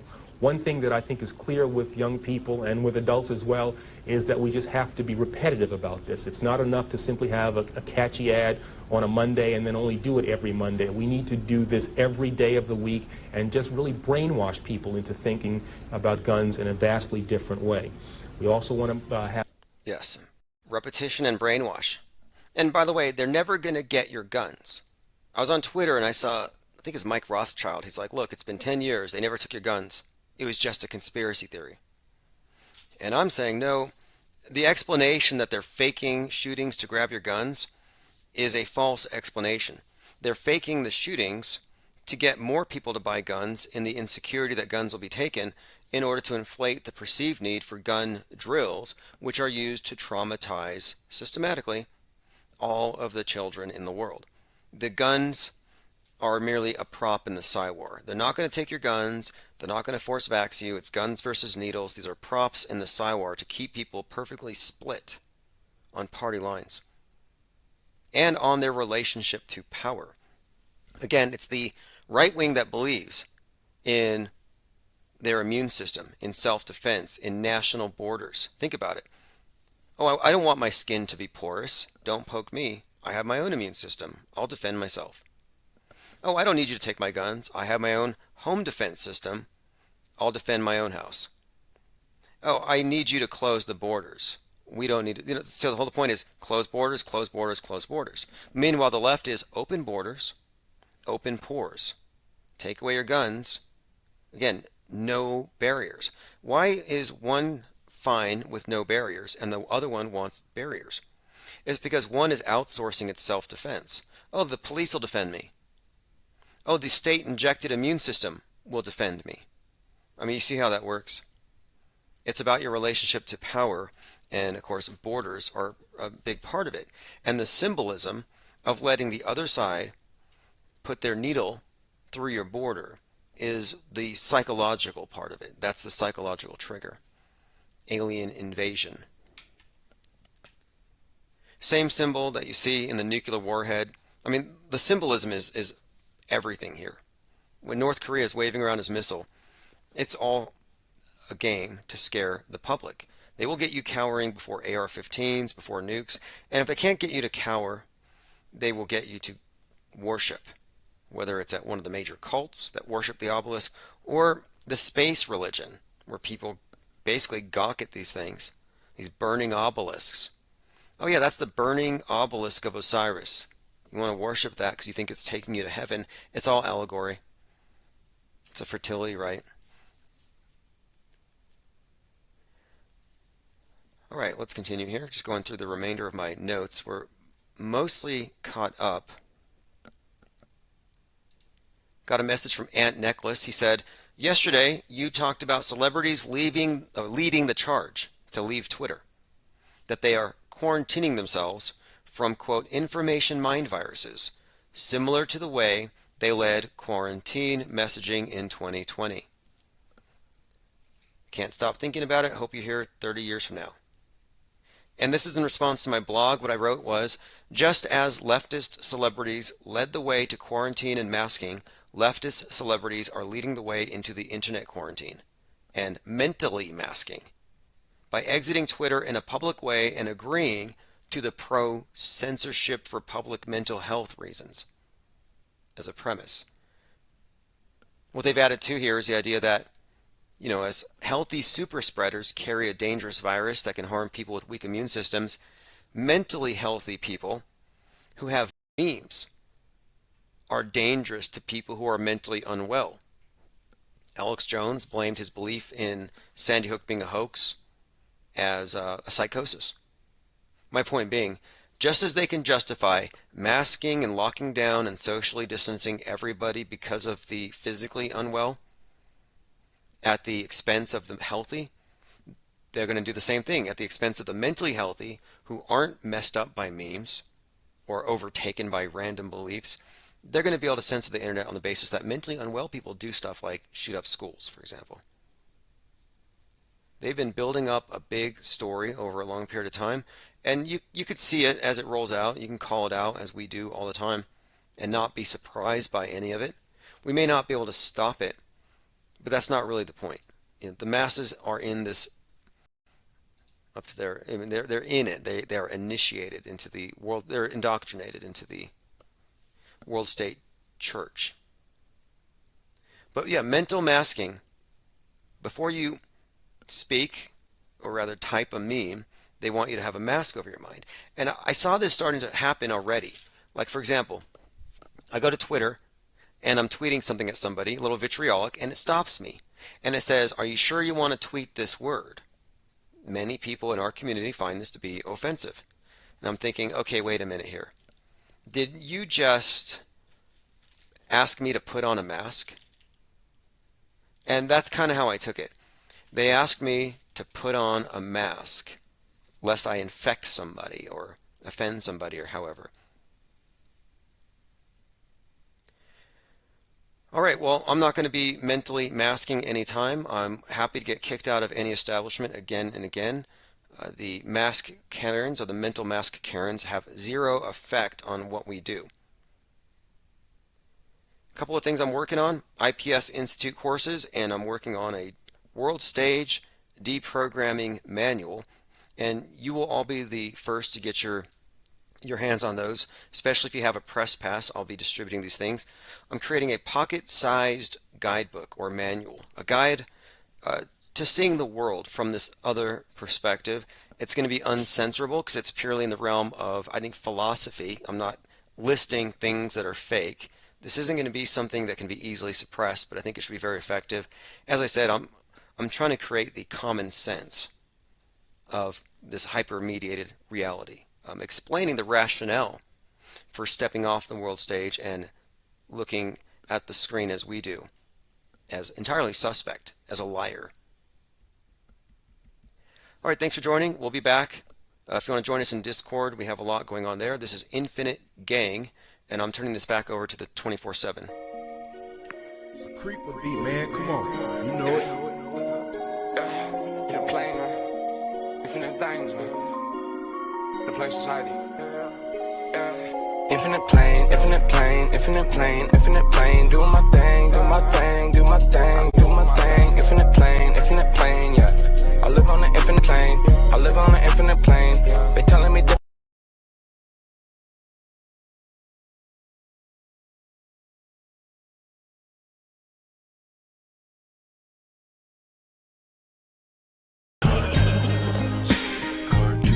Deep into my bubble.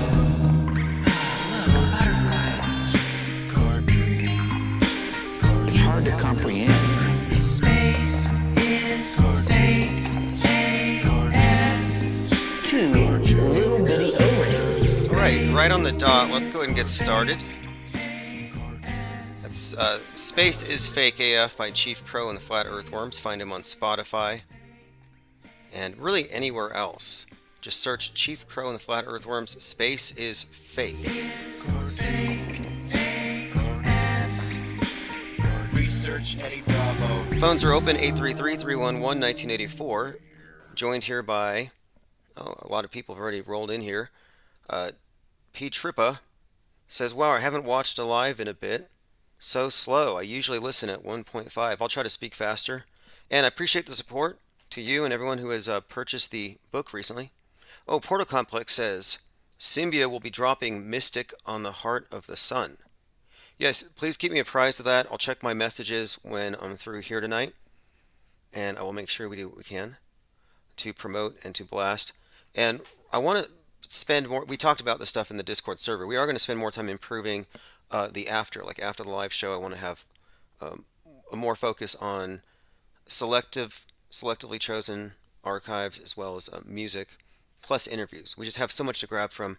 We've been doing this for a few years. Anyway, this is the eve of the winter solstice, the longest night of the year. A few developments. By the way, Elon Musk is in the news all the time. And if you remember last week, he said that he was being stalked, and some scary looking guy with a hoodie and a mask on jumped on the hood of his car, stalking his child named X. Anyway, this crazy stalker followed a car carrying his child in Los Angeles, thinking it was him. That's what he said. He kind of put it out to the hive mind to find this person who was his stalker, while a new statement from the local police provides the first official account of what happened. The South Pasadena Police Department confirmed 2 vehicles were involved, but it was a member of Musk's security team, which is kind of interesting. We'll see. They said a member of his security team is a suspect, which makes me wonder, was Musk's little harassment thing there an inside job? And it kind of looks like it. I'm surprised he didn't just use CGI, like the CGI mouse he put on the outside of the rocket on the very mission where they were sending genetically modified mice to the space station. Just another coincidence if you're a believer in coincidences. And for those of you who know better, for those of you who still think for yourselves, perceive for yourselves, and don't outsource your critical thinking to blue checks, I have a new book out called The World Stage Deprogramming Guide. And World Stage Deprogramming Guide is cutting edge auto hoaxology. I have 30 copies available now, well, probably 20 now. I'm making the first order. I'm going to probably place an order tomorrow. Only 30, maybe 33. I'm going to sign them and send them out. And of course, the copy will be, the digital copy will be available on Kindle and stuff like that next year. I'm going to wait, but mainly I want this one distributed by hand through my press pass carriers. but I do want to do a first run just to see how it goes, see what people think. It's going to be uncensorable because it's not focusing on specific events. It's not naming and shaming the crisis actors or the events themselves, because it's not about that really. It's really about our operating system and how we have collectively been conditioned to mistake the television screen as a window to the real world. Going through comments, joined by, oh yeah, Portal Complex says, sign the petition. If you haven't signed it, I have a petition to get YouTube to take very seriously the fact that they handed over trademarks to my stalker back in 2018. Now, I have a real stalker. He's not CGI like Musk's guy. Anyway, their legal department keeps ignoring me. I may have to sue them again, but I was thinking this might do it. Get enough signatures, enough people willing to sign up on here. We'll put some pressure on YouTube to look into it, because I put the evidence that proves my case right here in the body of the change.org petition, and so far more than 200 people have signed it. Appreciate that very much. Once it gets to 1,000, I think we'll start having a little bit of clout. I mean, it really is about numbers. This reality is reality by consensus. I actually think it's more important to win in the court of public opinion than anywhere else. Plus, everything's so fake anyway on TV. Does anybody here think Alex Jones is actually going to have to pay out $1 trillion? And even if he did, he could sue Netflix for stealing inside job. That's his meme. You can defend your memes. If you coin it, you sell it, you put it on a bumper sticker, it's pretty much yours.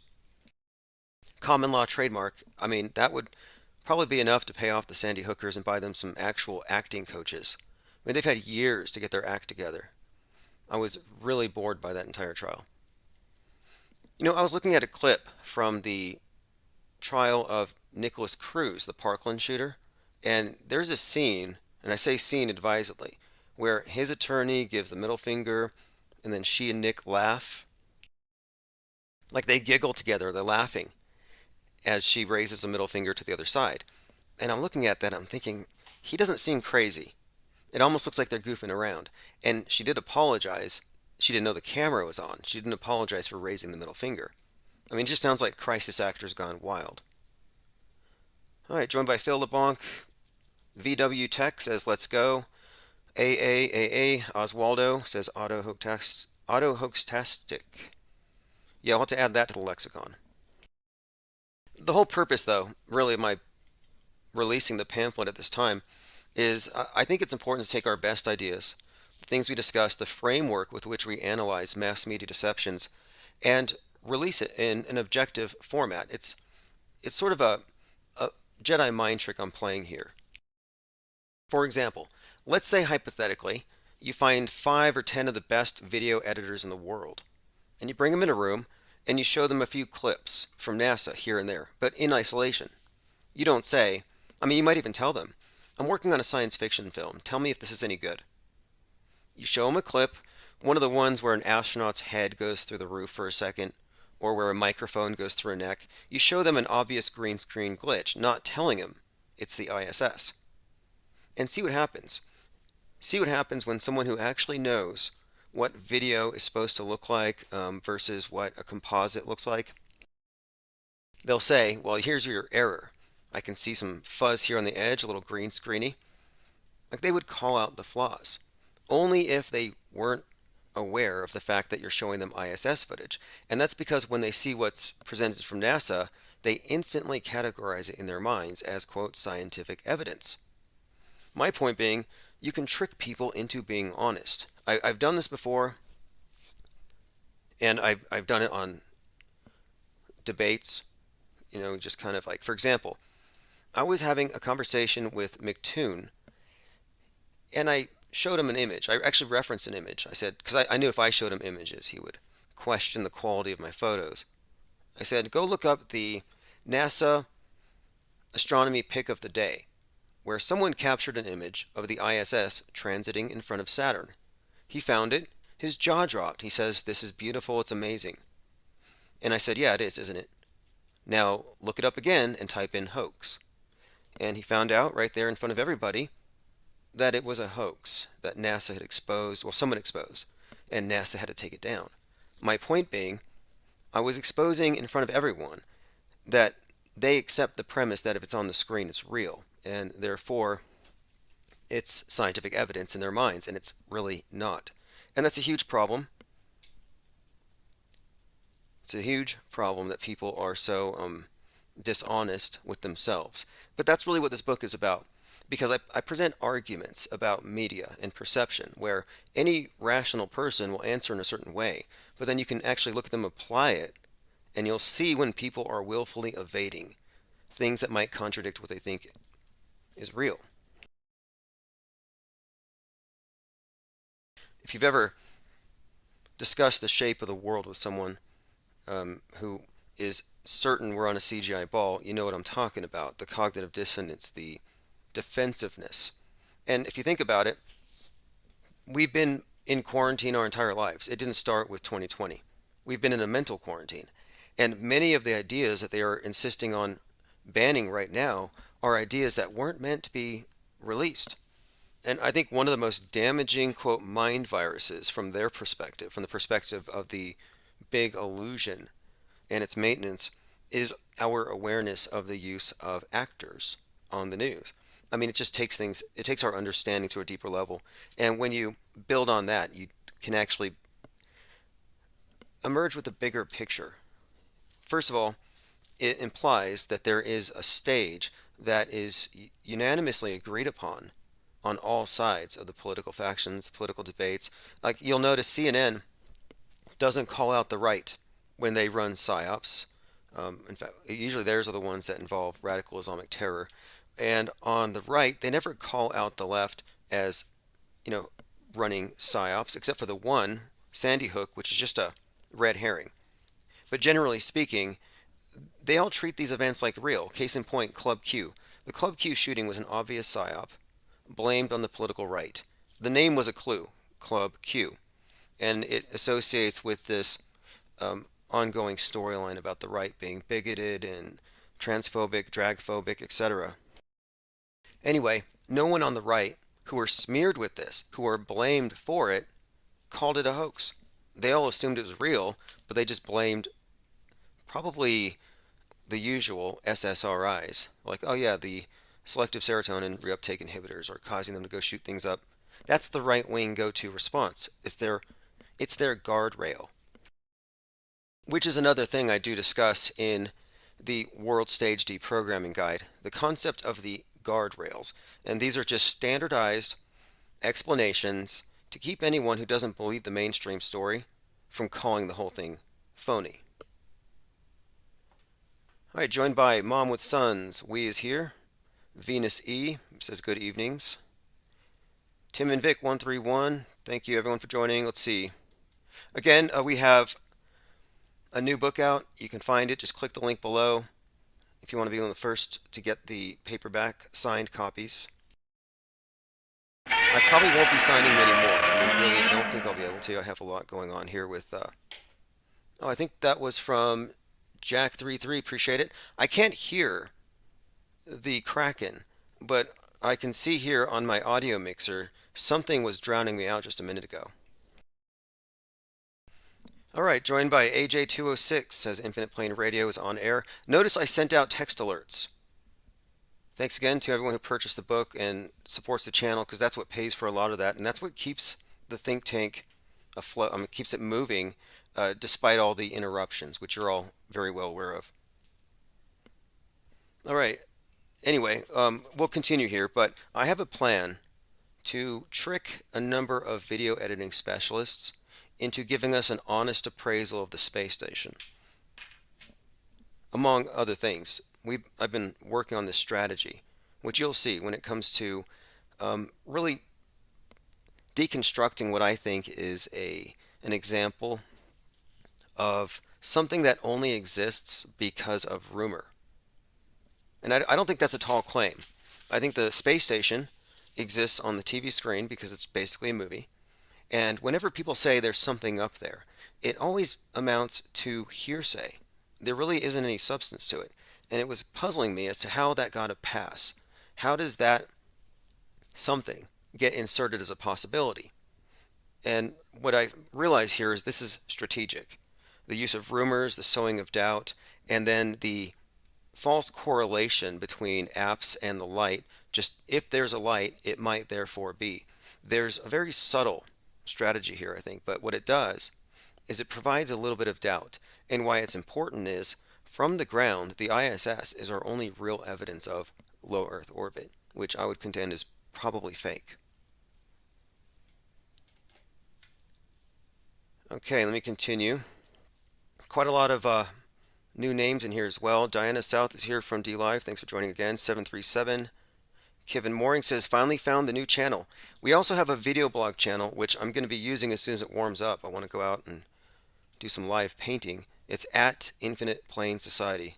It's on YouTube, but it's never going to be censored because I don't say anything that could get us censored, and if I do, I immediately delete it.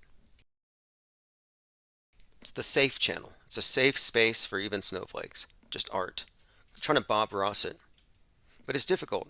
I'll be in there in the chat. I'll be painting a penguin with a wrench, and then someone will say, did anybody really die at so-and-so? I'm like, no.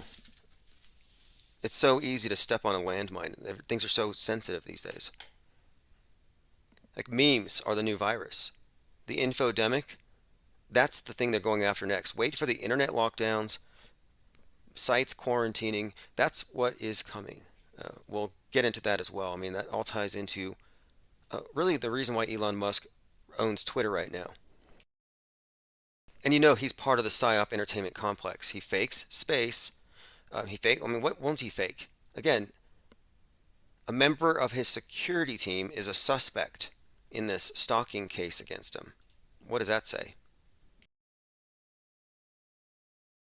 Joined by Multi-Zero Dagger, Thirst for Truth, Benton. Hey, if you're not getting text alerts, re-sign up if you need to, but infiniteplane.media, I will be using text alerts until we get our numbers up above 100 again.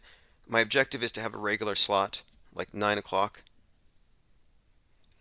I can do 9 a.m. and 9 p.m.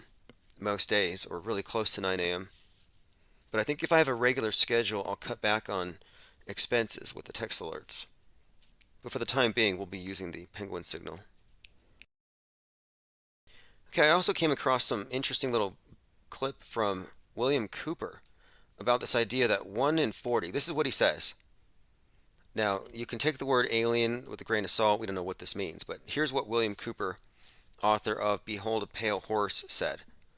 Quote, in the documents I saw, 1 in 40 humans have been implanted with devices, the purpose of which I have not discovered. The government believes that aliens are building an army of human implants, which can be activated and turned upon us at will. 1 in 40. Is that number too low or too high? I think he's underestimating it. Now, I don't know the origin of this, but I think more than 1 in 40 can turn on us at will. I think it's more like 39 out of 40. And it doesn't really even take an alien implant. It takes an MSM mind virus, a little bit of, television-induced hypochondria. That's really what it's about, if you ask me. I don't think they actually need to inject anybody to turn them into aliens. They inject them with ideology.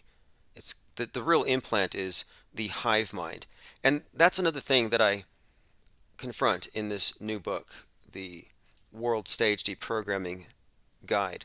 And if you look at the cover, it has a number of individuals with televisions on their heads, and they're standing on a stage. And one of the other points that I make in the book, and this is key here, is that if you don't recognize the existence of the world stage as such, you can't be objective as to what you're seeing. You need to get outside of the system to fully, to be objective enough to see both sides. And again, it's kind of like, as I see it, the one, and you can't rule out, you can't discount from your overall view that it's not a small group of people that are pulling this off. When it comes to the various psyops, there's a lot of people in the know. And the crisis actor thing is not a conspiracy theory, it's a fact. It's a tactic, and it's just one of many things, but it's relatively new. That's only been out for 10 years, meaning the insiders have had an edge since the beginning of mass media.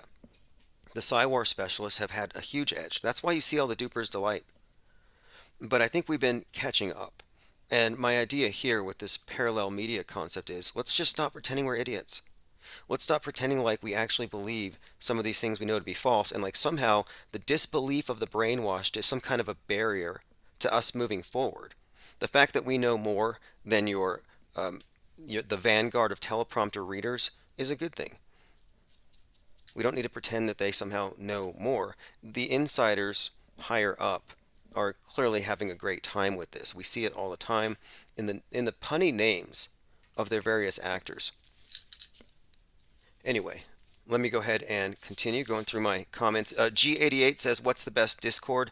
The best Discord, and the most relevant one, and the one where we will be using the voice chat, is ips.monster or infiniteplane.media. Just go there and click. It says enter the IPS chat. It's called the 24/7 OmniChat Think Tank. Joined by Mizell. Oswaldo says the NPC Apocalypse. Infinite Muse says good evening. Thanks for joining. P. Trippa asks, Tim, did you catch the Elon Musk clone impersonator at the World Cup? Final score is 33-42. I saw you note that in the Discord server. These numbers are so consistent, these patterns, and it tells a story for sure. There's a subtext to this stuff, and they don't let any of this theater go by without using it. And I saw the video or the image of Macron like hugging the head of one of the soccer players. That's got to be some kind of quasi-Masonic eyes wide shut ritual. I don't think that was consoling a guy for losing a ball game. Now, I did see the image of Musk, and people are saying it's not him, it's a deep fake because there was a line around the neck, which could be evidence of a mask. I thought it might have been a necklace. I'm going to have to look. I mean, I don't want to deep fake myself out. I saw Tom Cruise jumping out of a helicopter.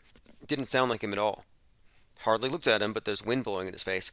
And he jumps out of the helicopter. Could be CGI, but then it looks very real. Anyway, I did some digging and research, and I found the reason he sounded the way he did is they had to use some kind of bone conduction microphone with some kind of molar um, implant or something he puts on his teeth. He's wearing something in his mouth in order to be heard in the high wind. Anyway, Tom Cruise is in the news because he keeps jumping out of planes, jumping off of cliffs. I think he was credited today with one of the greatest stunts in cinema history. And I think this is all a build-up to the big one. Remember, Tom Cruise was in Eyes Wide Shut with Kubrick, who did Apollo 11 and 9/11, if you ask me, but there's more. The last Top Gun movie, or Top Gun 2, the whole 10-minute intro where Cruise is going to Mach 10 or Mach 11. When he hits Mach 7.3, he goes off the radar, and they kind of joke about how he went over the ball of the earth. Or they said ballage. Anyway, that whole scene, if you watch Top Gun 2, he's wearing a space helmet. He breaks this record, and he lands in some rural area and walks into a diner, and it looks like it's in the early 20s. And some kid asks him if he came from outer space, and he uses the phone. My point is, Yuri Gagarin, the first man in space, went into space, landed in some field, people saw him, and asked him if he was an alien or a spaceman. Same story. They had Tom Cruise reprise the role of Yuri Gagarin in Top Gun. And I'm not the only one that noticed this. I saw a few reviews mention it, but I think it's highly significant if you consider the space age and the space age story from start to finish, and Kubrick's involvement in it. Kubrick's involvement in Apollo 11, his involvement with Cruise, and now Cruise is about to go to the space station. The next big thing, which by the way has a hole in it. It's got a leak. I hope they sent Don. Well, there's some kind of issue there. I was going to say I hope they send Don Petit. He seems to minimize the significance of these leaks. He says you got a leak, you got a leak. That's like a non-answer. Good thing space is fake. Nobody's trusting their lives to that guy. All right, Kevin Mooring says it's all fake AF. Tyrone says celebs arrive at sporting events like the Super Bowl to be photographed but never stay for the actual game. Right, well, he was shaking hands. I think it was Musk. I think he might have had a necklace on. I don't think he was a clone, although Ye suggested he might be. And for all the offense people took to Ye posting a swastika slash six-pointed star, that's the trademarked emblem of the Raelians, who have admitted Musk as an honorary member. And the Raelian cult believes, or supposedly they are already cloning people. Like that might have been a Musk. We don't know if it was the Musk, or is there a Musk? Same with Tom Cruise. They say he jumped off that cliff with his motorcycle 6 times today. Was it the same guy every time? Like they got backups. Garrett Summer says Thomas Cruise Mapother the fourth. Well, the name Thomas means twin. Cruise is cross. Tom Cruise, if you ask me, the name symbolically represents the double cross, which is the cross of death and then resurrection. It's a symbol of the second coming. And Tom Cruise as a world stage character, really on and off the screen, but he's constantly been associated with this Christ imagery, the dying, resurrecting Sun King, this hangman thing, the hanging man, hanging God. He's the Jesus Christ of Scientology. He divorced all of his wives at 33 years of age, inexplicably. In Vanilla Sky, he dies at 33. He's reborn 3 days later. I mean, it's a reoccurring theme throughout his entire career. And if you look at the iconography, I mean, just look at the imagery. Search Tom Cruise. He's always hanging from cliffs, falling from the sky. There's always a sun behind him, like a halo. In fact, in the last Top Gun movie I just mentioned, I did a breakdown of the names of every single character in that movie with some kind of a reference to Christ. Rooster, Christ reference. And of course, he's the son of the character from 33 years earlier during the first movie, because they were chronologically 33 years apart. And they even started the production 33 years apart. He wears that helmet, UGH 33. I mean, it gets redundant. There's a character named Hangman, kind of Jesus-y. Well, Hangman's played by an actor who is 33. You have a guy named Phoenix, very obvious. But I went through that movie in detail on one of my blog posts if you go to timosman.blog. And by the way, if you haven't kept up with my newsletter or my blog, I am going to publish the year 2022. I'm editing it down and taking out the redundant stuff, but I'm putting it all together just for the research value. I went into the Top Gun movie with a composition notebook and popcorn paid for by Infinite Plane Radio listeners. I will go review any movie. I will watch anything, no matter how bad it is, if you think it's worth reviewing. Alright, Infinite Muse says, order the new World Stage deprogramming guide. Awesome, I appreciate it. And it's safe. Like, look, here's what I did with it, is by not putting anything in there that's immediately just offensive or over the line, by keeping it neutral and down to the methodology of how we approach, how we absorb media. Like how do you actually thoughtfully categorize stuff as real or fake? Do you give them the benefit of the doubt? These are subtle things, but it makes a difference. And I've compared, and I think I put this in the book, I compare the relationship the true believer has to the news media as somebody who's in a relationship with a liar, a pathological liar. They don't lie every second of the day. Things wouldn't work. Just strategically, for advantage. Over time, their lies put you in a slightly different world. It's a splinter. Slightly different rules. My point is, it's very cult-like when you get into the mainstream media programming. And you'll see that the fringes are absolutely cults. You have these climate change idiots not wearing masks, not socially distancing, gluing themselves to things to save the planet. Like, these are true believers. Like, I'm just saying, it's very culty. And I think it's important to point out that the people who call you crazy or a conspiracy theorist, they don't have the intellectual high ground. Philosophically, their way of processing information is inverted. They look at the screen, they think it's a window to reality. They can just absorb it completely, download it without filtering it, no critical thinking. And my point too is outsourcing your critical thinking. Like, I'm not going to question that shooting. That's offensive. Okay, well, you're evading something. And I'm suggesting here that when you present these arguments or some of these concepts, they will agree with the premise. They'll agree. Yeah, it would be ridiculous of me to put blind faith in this or that. But then you can point out examples where they probably do exactly just that. Like I was saying, I can get people who are video editing specialists to notice things that are fake. But then if they're told it's from NASA, they suddenly don't know it's fake.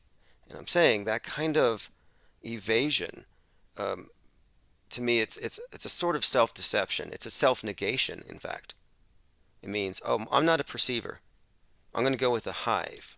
And that's the big picture here. We're moving away, or they're trying to move away from tolerating individual perceivers. They want us to be a little more unified. Again, it's the hive. We experienced it in 2020, and we saw how many people readily adapted to that. No question. And a lot of them are still pining for those days. I see them walking around with their masks, sad that nobody else is. They don't have that power anymore.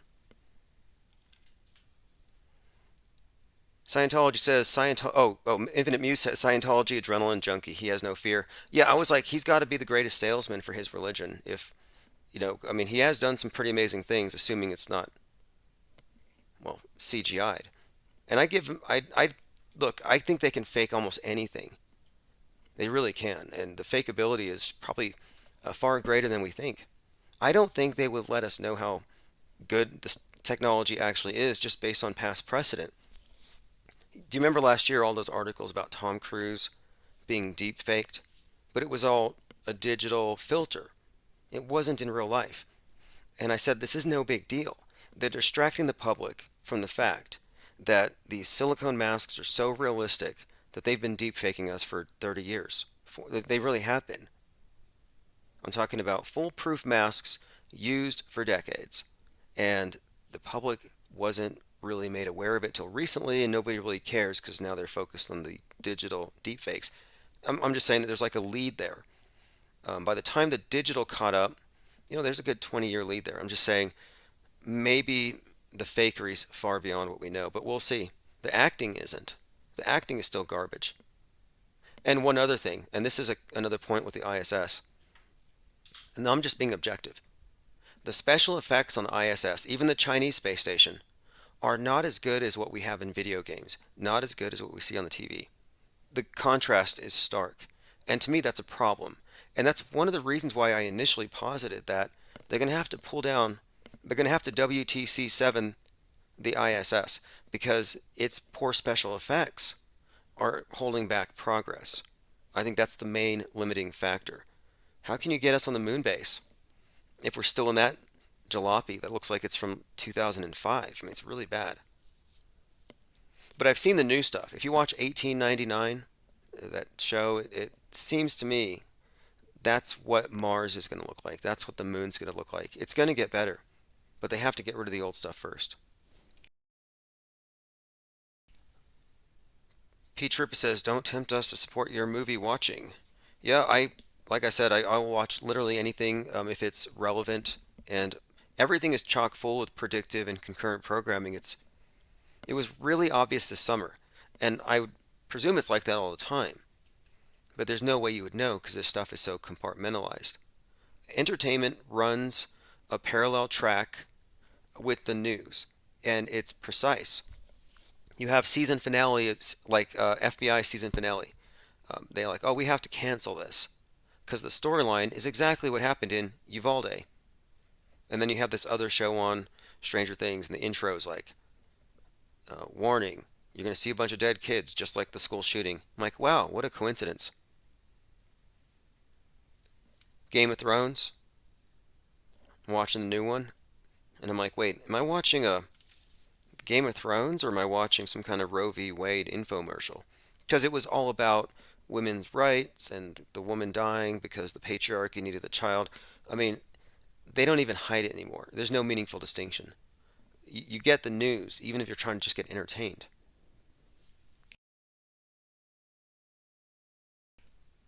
All right, let me go through some of the things I had earmarked here. Okay, William Cooper. Anyone here have an estimate? How many humans have been implanted with a device that will allow them to be activated and turned on us at will? 1 in 40? Is he understating it? Now, Elon Musk did a poll to see if he should be removed from Twitter. He lost, but now he's blaming bots conveniently. This is like the type of person who would cheat at Monopoly.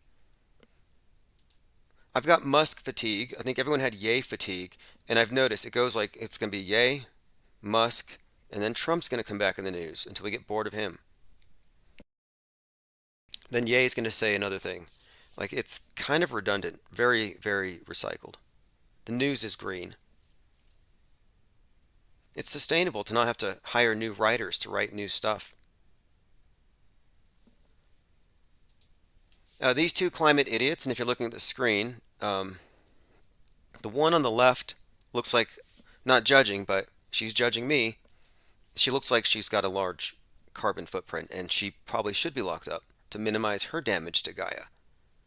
I have no issue with Harry Potter there, but they glued themselves to a rail at the orchestra hall in Hamburg. It was during a Beethoven concert. They didn't know that the platform that they glued themselves to wasn't fixed to the floor. It's on wheels. So they wheeled them into a broom closet. These two climate idiots glued themselves to this handrail in the Philharmonic Orchestra Hall in Hamburg during a Beethoven concert. They didn't know that the rail was not fixed. They just took them outside into the hallway to continue the concert. Again, those are true believers in the mainstream media. They believe the science. They trust the science. I question why they're not masked. This is just unusual. I don't know what to make about it. This is Alex Stein and Kyle Rittenhouse. Kyle Rittenhouse has become some kind of alt-right media figure, and whenever I see this, I think this guy would be in witness protection. He would be in the witness protection program. Thank you, Zin Velis. Appreciate that. I'm getting notices here that there's another shop sale. And I'm only paying for 30 copies for the first run. That way, if there's anything that needs to change or anything at all to add, I can make those last minute changes. And I want to see the quality of the print because I'm looking at a couple options. The ideal is going to be pocket sized. Pete Trippa says, these climate idiots look like they pose for the photo. Well, I noticed that they go after museums and now after the orchestra. It's almost like it's an inside job. Like they're always harmless. I mean, if I was doing this, like let's say I believe that Mother Gaia was under assault by capitalism and I was going to go damage some stuff, I would go in like a ninja with a katana and I would shred some paintings. I would send people running and screaming. I don't know why they just harmlessly, glue themselves to something. Like, are they trying to save the planet? Are they trying to hijack this ship before it crashes or not? Like, it just seems a little too, yeah, I think it's kind of weak. I don't think they're actually protesting. It seems stagey. All right, let me continue. Diana South says the Brain Initiative under Obama could have implemented implants. And there were the looters and rioters in the summer of love. Yeah, that was an interesting summer, 2020. And we did get a lot of crowdsourced video, and there was a lot of real mayhem. It was a really good example of what happens when the Psy-War spills over into the quote real world and they start breaking stuff. But most of it, if not all of it, was funded and allowed to happen. It was a lot. They let it happen on purpose. The police, they all stood down.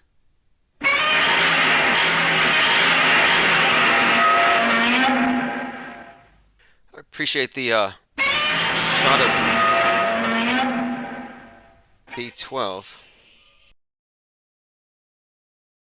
Okay, I didn't check that soundbite before I uploaded it. What is going on? Okay, I see what happened here. One of these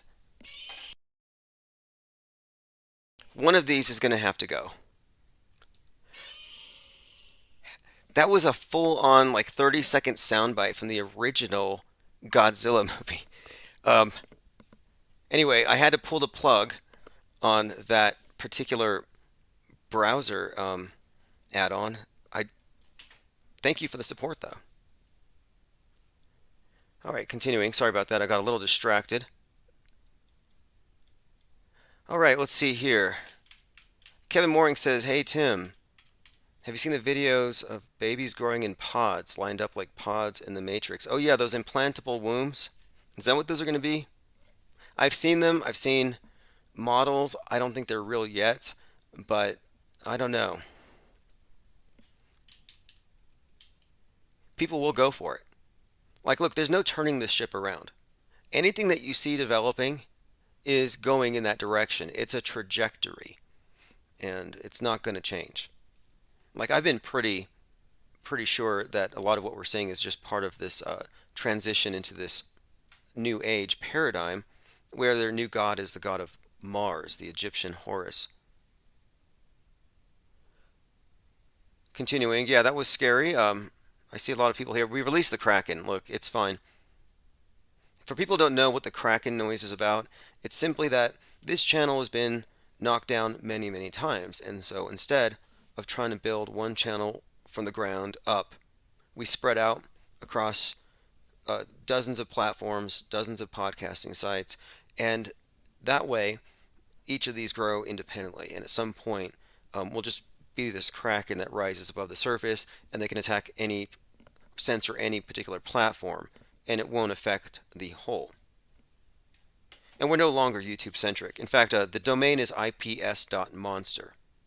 If you go to ips.monster, you can get the newsletter, text alerts, and pretty much any relevant information pertaining to this channel. There's also a link there to the IPS Institute for Advanced Media Deconstruction. I mean, what we're doing here is more than just saying, is this real or is it fake? To me, that's the guardrail. That's the edge where they have you questioning, but you're defaulting. If I can't prove it's fake 100%, I'm going to default to what the mainstream says. That's their program. They want you to go into the default, and if you veer off, they have something to stop you. It's real, but there's some different spin on it. But they never go full fake. And we've already recognized how fake is used. I'm not trying to apologize for it. And again, I don't think you should allow yourself to be gate-kept by people who aren't quite up to speed or aren't educated on the matter.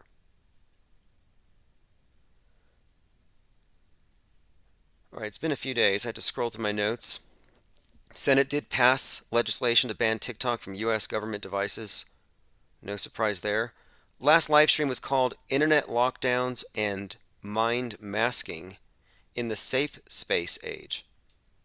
There was a transition from safe spaces, which were specifically meant to keep you safe from right-wing memes, to state-mandated social distancing, to keep you safe from viruses, specifically spread by right-wingers who follow right-wing memes that cause them not to vaccinate.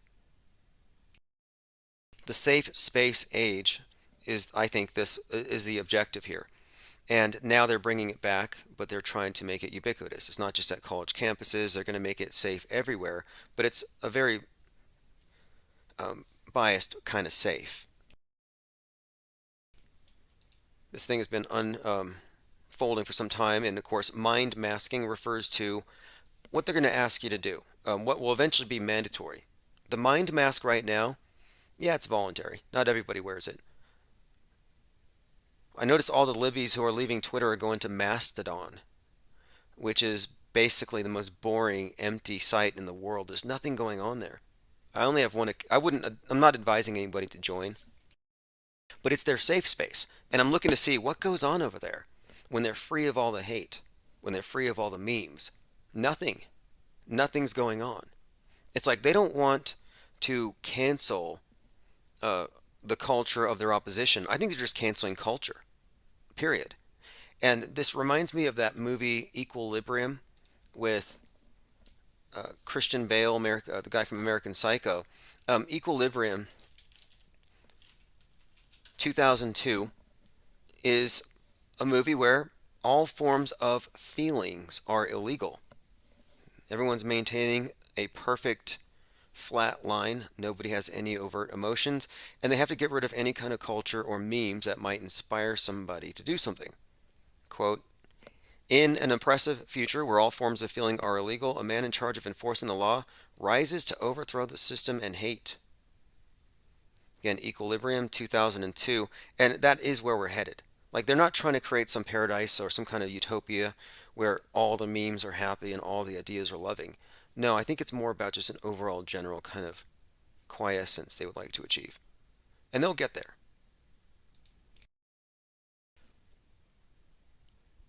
Diana South says they will wear blinders like the racehorse.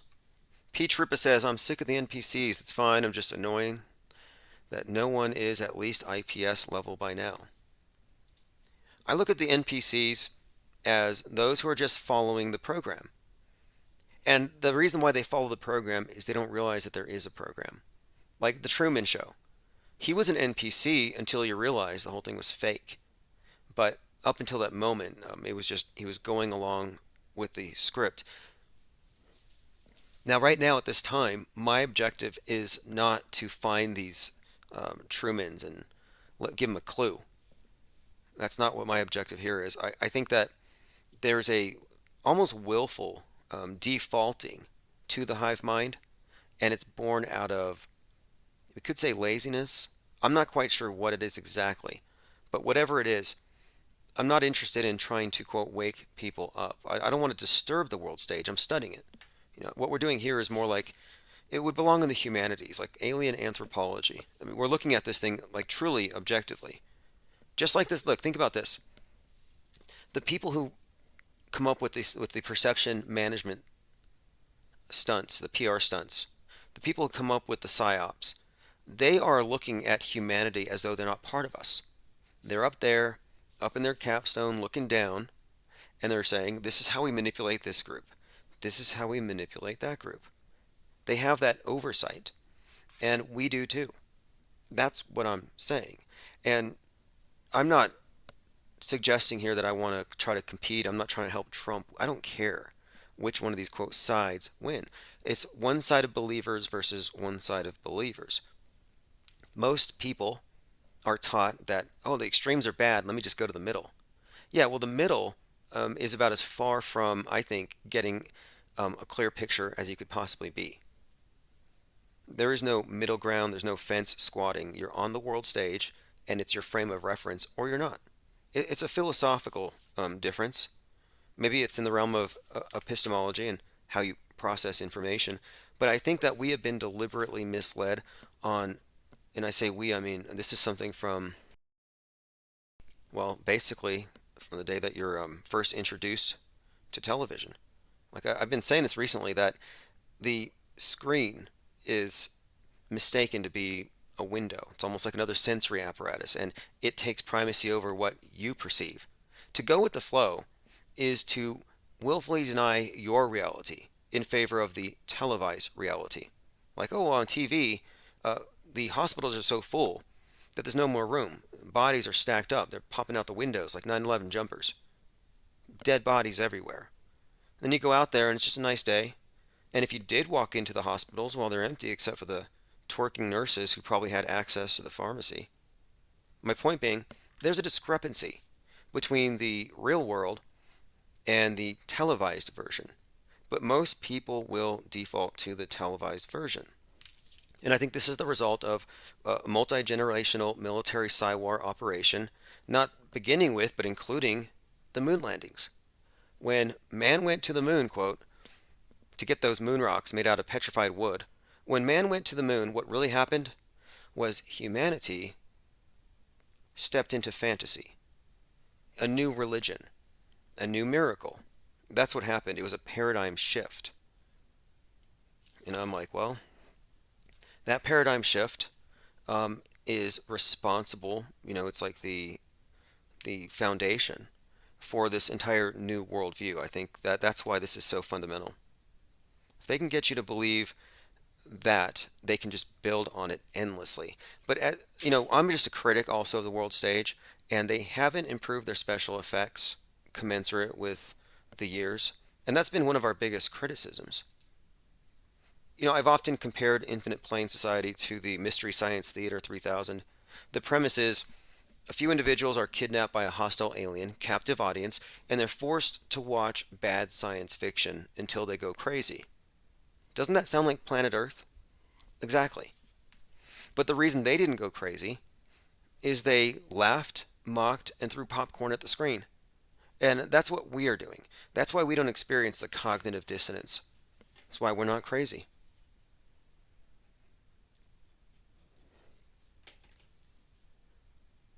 All right, continuing. Portal Complex says shower curtains and masking tape revolution. Also aluminum foil. Appreciate the support, Shannon. We are selling the new book, World Stage Deprogramming Guide. And again, this deprogramming guide isn't a laundry list of fake events. It's really something to spark a little bit of introspection and honesty, because I think this is a philosophical crisis. It really is. And the mass media reacts and they say, oh, it's the fake news. There's too much fake news out there. No, the real crisis is the perceivers have been taught to be believers, and that's intentional. That's one of the reasons why they pack in 48 hours of fake news every single day. They want there to be such a flood that you're like reaching for a lifeline. Let me follow a blue check. Let me follow a pundit. That way you can just believe and go with the flow instead of, being overwhelmed. And the solution that I have here to the overwhelming flow of information and how to avoid the trap of ignorance by just ditching it altogether is by categorically rejecting things as fake, which is easy to do. This concept of auto hoaxing or bullshit detecting is a time saver. Imagine if you had to interview somebody for 8 hours to find out they're lying. Then you get some expert in there and they can crack that person in 2 minutes. That's kind of what we're doing. I believe we had determined the purpose and we poked holes in, no pun intended, the Club Q shooting like 3 hours after it happened. Now this is probably a coincidence. Holes spotted in the leaky Russian Soyuz spacecraft, space junk. The same day that there was a hole in the spacecraft, they blew up the Sierra inflatable space module down on the ground. There was a Lockheed Martin video where they showed the explosion of one of the modules. They overinflated it on purpose. It was just a stress test for this soon-to-be orbiting habitat. But my point is, what are the odds? You're having this issue down below and then here at the same time. Spectacular imagery of the exploding space station. Probably not connected, but I keep track of these narratives, these stories, and the buzzwords because they seem to get ahead of things and seize those words in advance. I mean, ultimately, this is a propaganda war. All right, continuing. By the way, Trump's going to be hit with, I believe, 4 charges or something. It's like Watergate, as we were saying. Probably worse. But definitely fake. Look, the thing is, anyone who's being charged with being a 9/11, now this is the new 9, they're treating it like a 9/11. Anyone charged with the 1/6 insurrection that doesn't call out the obvious fakery, and there were some elements of it that were easily exposed as hoaxy, namely Ashley Babbitt's death. If they didn't call that out, then they're part of the show. They're getting, it's a TV arrest. It's not real. Portal says the man behind the curtain is bluffing. Yes, that's what I would suggest here. Here's a quote from Marcus Cicero. The evil was not in the bread and circuses per se, but in the willingness of the people to sell their rights as free men for bellies, full bellies, and the excitement of the game, which would distract them from other human hungers, which bread and circuses can never appease. This bread and circus concept is brought up quite a lot, and I think it's pretty much evolved now to, I think Netflix and UberDash or something, but you'll notice, this is why I point out, there's a parallel track between everything on Netflix. Again, the co-founder of Netflix, first CEO, was a blood relative of Edward Bernays. They run a parallel track, entertainment and news. Infinite Plane Radio. Oh, hey Tim. Thought I'd just call in and say hello. Um, Love the show. It's quadruple A. Awesome. Thank you And for I calling. wanted to say, yeah, no worries. I wanted to say that I'm sorry no one showed up for your candlelight vigil for the vaxxed. Yeah, it was kind of embarrassing. If anyone missed it, on December the 2nd, we had a candlelight vigil for the vax for anybody who was worried about what would happen to those people, and nobody showed up. I mean, what do you take out of it? Does it mean that people don't really care? Well, they either don't, yeah, they must not care that those vax people are dying, or they must think that the vax is good for the people. I'm neutral, But but I was just creating a platform, and then I'm just there in the dark at Roosevelt Park, a single candle. you really showed up with a single candle? No, I didn't even go. Nobody messaged me. Okay. Okay, fair enough. And I've also been meaning to talk to you. So I saw the ISS, a light. I can't say I saw the ISS, but I saw a light in the sky that correlated with the app. And so there's the light in the sky, but now I kind of want to see it under magnification. Okay, well, one thing I would say is, are you an ISS believer or knower? Can you make that Um, distinction? I don't. I think I'm just trying to. I'm not a believer or a knower of it. I'm just kind of. Okay, so I'm you neutral. I don't think have it any, might be there like, or it might not. did you have a previous interest in it? Like, have you watched their live videos? No, I haven't really watched much stuff with like a little bit of the brainwashing from like Discovery Channel growing up, but Okay, like they well, show you how they put it up. okay, again, I mean, my take on it is this. Whatever you are recording, it's 100% certain that it's not that clown show with those guys hanging from the wires. Like that, automatically, you're not seeing those guys. And therefore, it becomes a different question when you're talking about the transits. I happen to think that the app is a psyop. Like, it's basically probably going to be right some of the time that you might see a light, but I haven't seen anything to convince me that there's any precision to it. It's always ambiguous. But did you feel It ambiguous? matched up. It matched up. Like it said it was gonna come here, and then I saw the little light. It's kind of like the size of a star. It's kind of white, and it just slowly travels across the sky for like 7 minutes. But what I want to do is I want to view it with magnification and see if that H like comes out. Like they say, you can see the sun, the solar panels make it look like an H. Okay, now I got a So question here then, because if it's there for 7 minutes in your point of view, 7 whole minutes. Now, did it go horizon to horizon?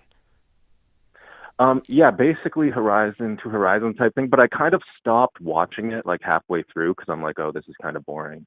Like it was literally like I was shoveling snow. But yeah, I think it's like basically goes horizon to horizon, like kind of comes from it came from the west and went towards the east, Okay, because and it correlated with like the app. here's a couple of things. One, I don't know if they can go horizon to horizon.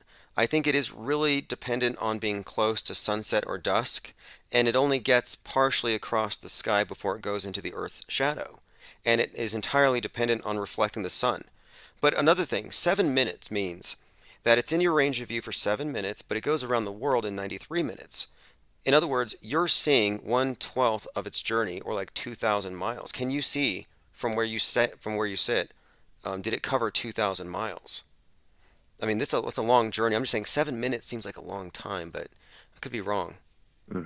It would have to be going so fast, but they say it's going so fast because is it moving? It's moving at the same. No, it moves around the Earth, so yeah, it must be just the gravity keeps it going in a circle around the Earth. But yeah, that's wild. I wonder how it's going that Well, they say fast. it's It's it's like, falling, and I mean 17,000 miles per hour sounds extreme, but it's 200 miles up. It's like a 93-minute orbit is the idea here, but it's basically bouncing or like skipping off of the residual atmosphere, and then it has its control momentum gyros to keep it perfectly flat. I mean, the whole thing to me is just a computer model. It's a sim. I'm slightly interested in these transits. I mean, there are people who will show you, look, here it is passing in front of the sun. Here it is passing in front of the moon. But in every single one of these videos, and you can check, they always use an insert shot. And if you're not familiar with video editing, you might not catch it. It's like a magic trick, sleight of mind. One minute you see a guy with a telescope, then you have a close up of this little PNG dragging across an image of the moon, and then it goes back out to the guy, and his jaw drops. Like, look what I just saw.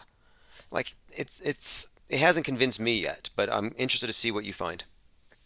Yeah, I don't think I'm gonna find too much. Like I honestly, I think if I can finally do my own research, actually get some magnification equipment, my hypothesis is that I think I'm not going to see this H. I think it's going to be too hard. So, but yeah. Anyways, that's kind of just wanted to kind of bring that up with you. And yeah, I love your show, but I do have one William Cooper quote here. It says the symbology of the Sphinx is to remind mankind for eternity that we're nothing more than an animal with a brain. Oh, that's pretty good. William Cooper, awesome. Well, I appreciate the call very much, and we'll keep up with this alleged space station. All right, sweet. Nice talking to you. Talk to you later. Bye. All right, that's quadruple A. We could call him QA, but I don't want to offend him. You know, the QAnon thing is so jumped the shark. It's like they don't even care anymore about JFK. They're looking at DeSantis. They don't even care about adrenochrome addicted satanic pedos from the deep state. No, now they're after drag queens. It's like you guys really watered down your mission. The Sphinx. I think it was David Icke pointed this out. He said that the Sphinx is a symbol of um, Leo and Virgo combined, and it represents the beginning and end of a year or something. Infinite Plane Radio. Hey, Tim. What's up? It's G33. Hey, what's up, G33? How you doing? Good. How are you? Things are going well. Back on as always, which is great. I appreciate your Yeah, support good as to hear always. you, brother. Yeah, did you get the text alerts? I did. The email, the text. Thank Excellent. you. Excellent. Yeah, I'm going to keep that going. I want to keep everybody on the same sheet. And but for the most part, anything? Do you have any expectations? It's a solstice right now. It seems like everybody's just. Yeah, I heard you say that earlier tonight, and I was like, I didn't realize it was the longest night. Yes, That actually, I was, think that was, tomorrow maybe. But you know how these, like, if you remember, they always I say the media, the people behind it, um, they manage to tie in stories to these major solar holidays. And I noticed for a few years running, there would always be these very conspicuous SpaceX launches right with the winter solstice. Not sure what they're going to do this year, yeah. but I'm looking up. I know I've been worn down, and I know the less sunlight, it kind of gets you there. Been working a lot, but I kind of want to comment on the Musk thing. Couple like a month ago, maybe longer, I heard um David Icke. What do you think of that guy? You know, David Icke, I like about 80%, or agree with like a lot of his assessment, but he's a world stager. He thinks these things are real. He doesn't call things fake, but it doesn't invalidate I think his metaphysical speculation and interpretation of things. Perspective. That's what I like. I don't care about his news Yeah, analysis I so much. agree. I agree. Like, So he talks about synchronicity. he, Who does that, as far as researchers go? Like, I think he's real in that sense. I agree. So he was on uh the Name That Shall Not Be Spoken show, and he asked him. He said, "What do you think about Musk?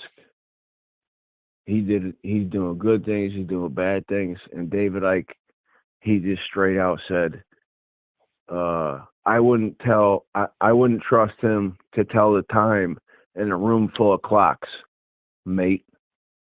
And I just thought that was great because he's allegedly like the richest guy on the planet, give or take, whatever month it is, but I think he's mostly been the richest guy on the planet for the past year or whatever.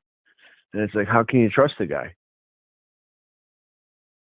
Yeah, isn't that kind of interesting? I thought about this before, how the people who are like pro private property, capitalists, etc., they know environmentalism is a communist power grab. But they think the space program is somehow the product of capitalism. And they see Musk and they're like, yeah, take us to Mars. And it's like, this guy's a con man who's selling you into serfdom, communist gulags in space. Yeah, I mean, I'm just going from the standpoint of he's allegedly the richest guy on the planet, give or take whatever month it is. I mean, I can't trust him. You know, that's the top of it's the top layer of the pyramid. You know, he may not be the top, but it's like you can't trust the guy. It's like what is he really saying? He, and that's what they do. Like they say good things to give them ground to stand on, and then like you got Alex Jones, like I said, name not that shall not be spoken, but he did like discredits himself. It's all it's theater, you Well, know. people make excuses. They make excuses and they say, well, he has to backpedal a little bit, or he can only say, they make excuses. And I'm saying, Limited hangout. yeah, I mean, who are you going to follow? A dupe or You gotta somebody? connect the dots on your own, Yeah, that's the bottom right? line. That's the bottom line in my view.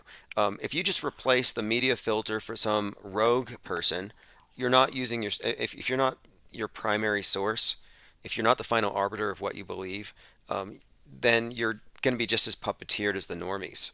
And I look at their information and I take what I can from it, but I don't really follow anybody. Yeah, exactly. And the other thing about him is, I think, is the main long term agenda is transhumanism. All this trendy stuff in the media now, you know, he's got it's the Neuralink, and there's other companies out there that are farther, I mean, more along than he is, from what I've been hearing. And it's like he's just a guy that's like, oh, I got Neuralink, blah blah blah. He's got all these other technology companies. But you know, it's all these agendas. I think in the long term here is leading toward transhumanism, like the merging of like us, our consciousness, our flesh suit with the to technology. I think you're right. I think you're definitely onto something here. It even ties into the whole Iron Man connection they've made with him. Neuralink is a huge part of this. Then you have, Grimes comes to mind. Grimes was tattooing herself to look like an alien. She had her ears cropped to look like an elf. I mean, Yeah, there yeah, she was non-binary before they got married. That's why, yeah. She's a weirdo. well, But and that's like a soft approach to it, because it's like, oh, I'm going to alter myself in these ways that are flamboyant or whatever. But in the long run, that's going to be like old hat, and the merging of flesh and technology is going to be the trendy thing. I remember Grimes was talking about how AI could perfect communism and get rid of any kind of Yeah, yep. systemic corruption. And I'm like, okay, Mhm. that sounds to me like, I don't know, like she overheard a conversation between Musk and his friends, and then she's regurgitating it for, TikTok or something. Now, hey, there was a Bible verse. I think it was, here's it, Daniel 2:4-3, and you saw iron mixed with clay. And you saw iron mixed with I ceramic clay. They will mingle with the seed of men, but they will not adhere, just as iron does not mix to clay. There was something I had found somewhere. Someone I've heard that a lot. I've about heard this that a lot. idea of transhumanism being somehow inferred here. Now, Yeah, the mixing of iron and clay, and it doesn't cleave. the guy who coined the term technological singularity, the guy who said there's going to be a point where technology bypasses nature and is now our main evolutionary driver. That was a guy named John von Neumann. Think about that. The guy who pretty much coined transhumanism is a guy named Newman. Hmm. Very I think I world heard that stage. before too. And like I hear that, So I'm like that's definitely telling you that transhumanism was on the agenda a while ago. You know what? I think it's just alchemy. It's like it's the it's the synthetic approach to immortality. And alchemy is like this the synthesizing things out of compounds, like lead into gold. Your alchemists wanted to synthesize it, lead into gold. And like you talk to people about alchemy, and they that's all they think is like lead into gold, but it's such a vast spectrum. And Sure. it's like they want to synthesize immortality. That's the gods with the little g. Whether that's right or not, I'm just saying, like I feel like that's tied into transhumanism. It's like the gods with the little g, and then the god. It's light, white versus dark. Light versus dark. Lucifer, God, like the duality. Yeah, that's a very prevalent theme in the 100 and many other Netflix shows. The upload shows about where you can sign something where when you die you get uploaded to some kind of sim where your family can internet with you still. I mean, that's been a reoccurring theme where they're trying to present the human soul as something that can be isolated and put into a junk drive and then transferred into something, which would be a form of immortality, so long as you can find, a replacement body or flesh suit, however they, or android, whatever they do. But that is one of the things they keep on bringing up: digital transcendence. Digitally, yeah, digitally, into the android. Which is like you see that in sci-fi movies, and you're like, entertaining movie, but. And I thought those movies were dumb when I was a kid. I was more in that like action movies and stuff. But now, fast forward to the future, it's like that was like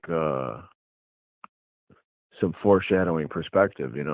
Oh, sure. I mean, all of the great sci-fi writers of the early 20th century are credited with being prophets in their own lifetimes. Asimov and all the others. They basically told the story in advance, and they're not prophets. They were just telling the story that we would all come to believe. And you're right about alchemy. I think that Stanley Kubrick, his 2001 Space Odyssey and the monolith thing, that I think is ultimately the alchemy of two into one, merging man's cognitive faculties with the screen. I think the two into one, I think they pulled us into fantasy, mainly through these big psyops. And Kubrick's not the head of this thing. He's just very well represented in it. But I think it might even be the purview of NASA itself. Like maybe beyond faking space, they're faking our worldview. And I think that over the generations of a psychological warfare, I think they've alchemically essentially merged us with the screen. Yeah, the screen is huge. The black, when it's off, it's all black. There's a reflection in it. It's almost like a mirror. I mean, when I look at the TV, I just think of a mirror, but like in a digital sense, like mirror, mirror on the wall, who's the fairest of them all? Like, and then the mirror image, and the Well, as above, so below. I look at it as it's like in your, Duality. like I have my iPhone 13 in my hand, and to me this is the monolith, and this is the black stone. It's the slate that we're all on the same page, and Yeah, it's the Bible of the New World Order religion. It's the yeah, consensus yeah. establisher, and if you aren't part of that consensus, you get censored from it. And what they're doing now with this infodemic remediation is they're trying to purge any kind of quote mind viruses that isn't going to comport with their big picture. Another thing Ike said was holdables, wearables, implantables. And it makes me, because like when you got your phone, it's like the black screen and you're looking at it. It's like the mirror that's alive. Then you got the wearable. That's not too popular yet, but it's popular enough where I see more and more people wearing those watches every day. And I use Bluetooth earbuds. And these new Bluetooth earbuds, they do a lot of like data collection. Actually, did better ones, You're and saying then crawl, walk, run, like Ike used to say, the totalitarian tiptoe. They can't just introduce it all at once. So first it's a wearable. Well, first it's you carry it. incrementalism. Yeah, incrementalism makes perfect sense. And pre 9/11, I remember people saying stuff like, "I'm not going to be tracked. I'm not going to carry a flip phone." Then 9/11 happens, and everybody suddenly grabbed a phone. I was like, "Wow, if anything, Patriot Act, and I heard 9/11 was like the point where most people had a phone. yeah, they used that to get everybody onto the system, and Yeah. it changed the culture instantly. And they sold it through fear. And then 2020 came, and they taught everybody how to do online shopping and Uber Dash. They made everybody capable of subsisting without ever leaving their home. But again, they use these psyops to drive so many agendas. And if you only pay attention to the scapegoat or the villain, you kind of miss the transformation. Yeah, I put Edward Bernays' propaganda book on my Christmas list. I think somebody got it for me, so we'll see if I get it or not. Oh, awesome! Yeah, But I love I that. know I know that guy was like a you know mastermind at that kind of. Well, no one could write that book today or write about the masses as objectively as they did. The way they talk about people in propaganda in the public mind, it's like from the perspective of the elite, and the masses are somehow down there to be manipulated. They don't talk like that so openly now, but that is how they see the people they are manipulating, and that's why it's so intriguing to me that they knew the power they were saying back then pretty openly. This gives us ultimate power, and our reality's fluid now because of it. I think it goes all the way back to Babylon, because it's like the people have been ruled by the elites since that long.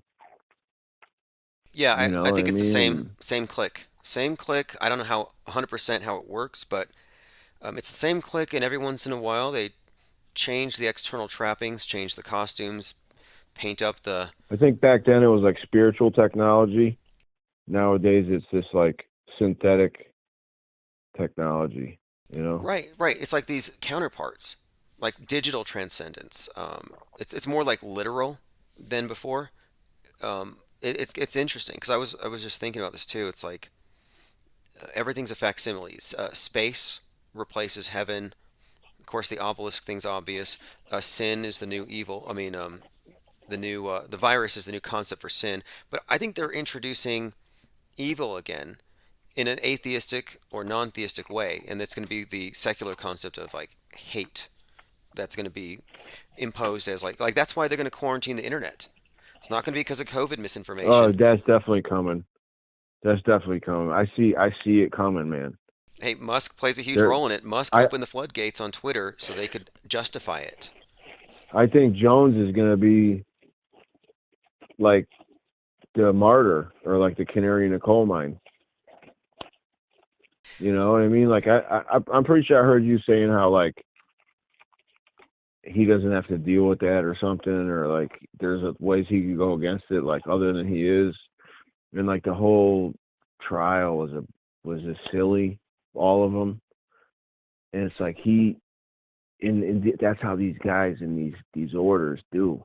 They do humiliate hum, Sure, humiliation like rituals. hazing, humiliation. I would say it was a performance art So piece. It was performance art, and the truth of it is that one event. And thank you, Dante Jones. Appreciate the support there. That one shooting that he was crucified over is just a red herring. It's a distraction from 20 years of fake yeah, shootings. yeah, Like yeah. Jones is not going to sit there and talk about, oh, Littleton was fake, Parkland was fake. Every one of these has been staged. He wouldn't go through the 33 that Sidethorn journalist exposed. No way.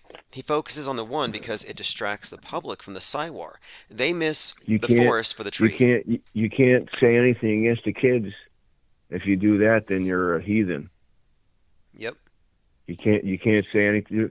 There's certain things you can't touch Well, because the normal person, they'll just go into defense mode. there's a couple of things you You- can do now. I have a couple tactics here. One of them is shifting the burden of proof doesn't always work if they're just going to blindly defend the media. But you can shift their perspective and point out that the reason why it's a big deal to you that they fake these things, the reason why it matters to you, is that it justifies the systematic traumatization of children in schools everywhere in hyper realistic school shooter drills. It justifies trauma. I'm not going to stand by fake Yeah. shootings if it justifies trauma over some fake threat. And if you do, then you're answerable to that. I mean, really, you're basically tacitly approving of terrorism for the own good of the children, which is terrible considering it's, again, based on lies. Yeah. Yeah. All right, well, I've I got a mean, question for you on the side note here. I wanted to make a point to ask every caller any opinion on the shape of the world, NASA in general, agnosticism, firm opinion, anything? NASA's BS. I mean, I don't know the shape of the world. I mean,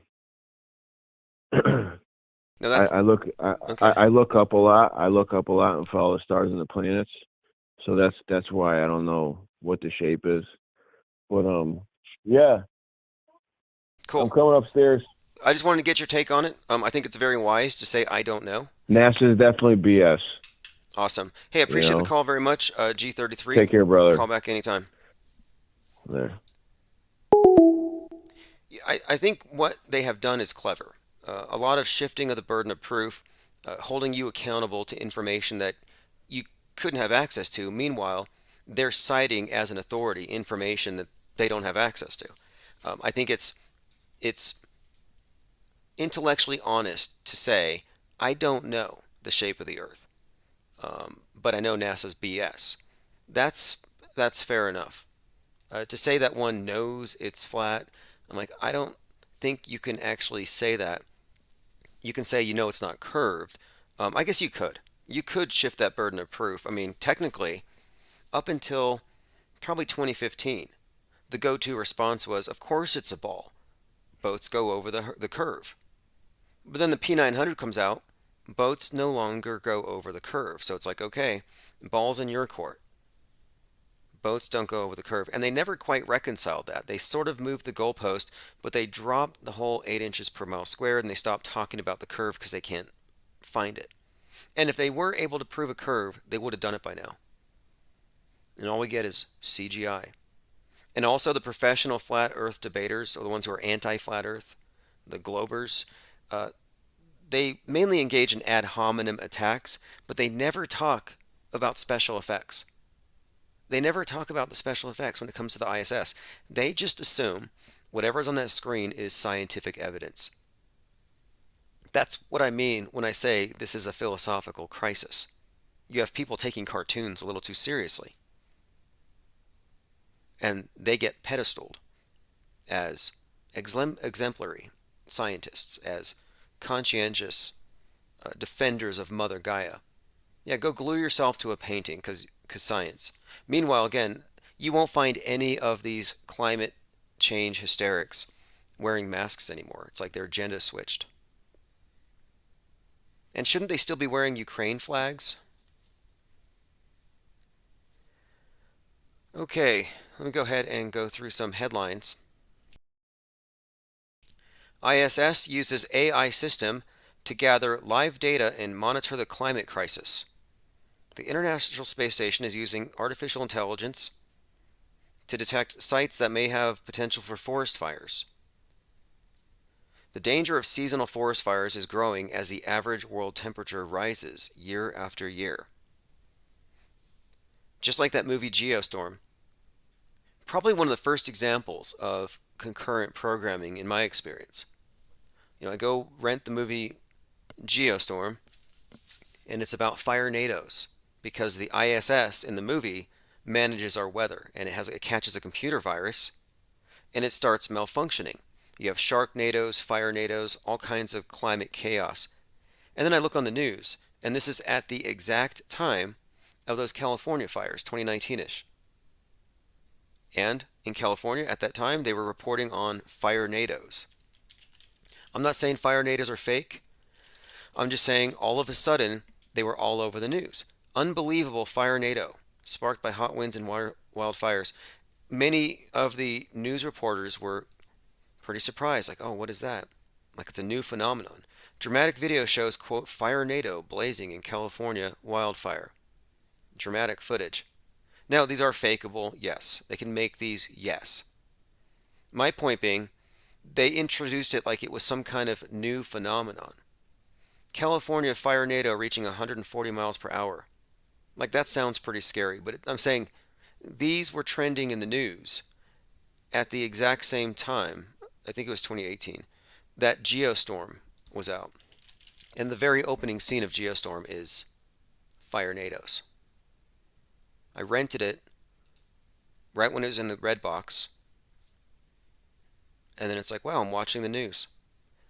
When the network of satellites designed to global, this is okay. Look, this is again not parody. This is science, and a lot of people consider this to be believable. When the satellites designed to control the global climate start to attack the Earth, it's a race against time to uncover the real threat before a worldwide geostorm wipes out everyone. And the real purpose of Geostorm or any of these movies that make Mother Earth the villain, the antagonist, is to keep us apprised of the fact that there's this constant threat from above and that we have to appease it. It's a flood myth for the new age. You won't find any atheists or real hardcore believers in climate science who think about Noah and Noah's flood and what God might do based on our behavior. They find that laughable. It's just a myth. But they believe this science version of it. And it's not a coincidence that NASA monitors the weather with an organization called NOAA. I mean, NOAA's flood, National Oceanic Atmospheric Administration. Truth Hurt says, did you talk about Musk stepping down yet?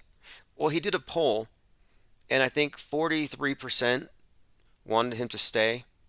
But then he suggested that bots had compromised it.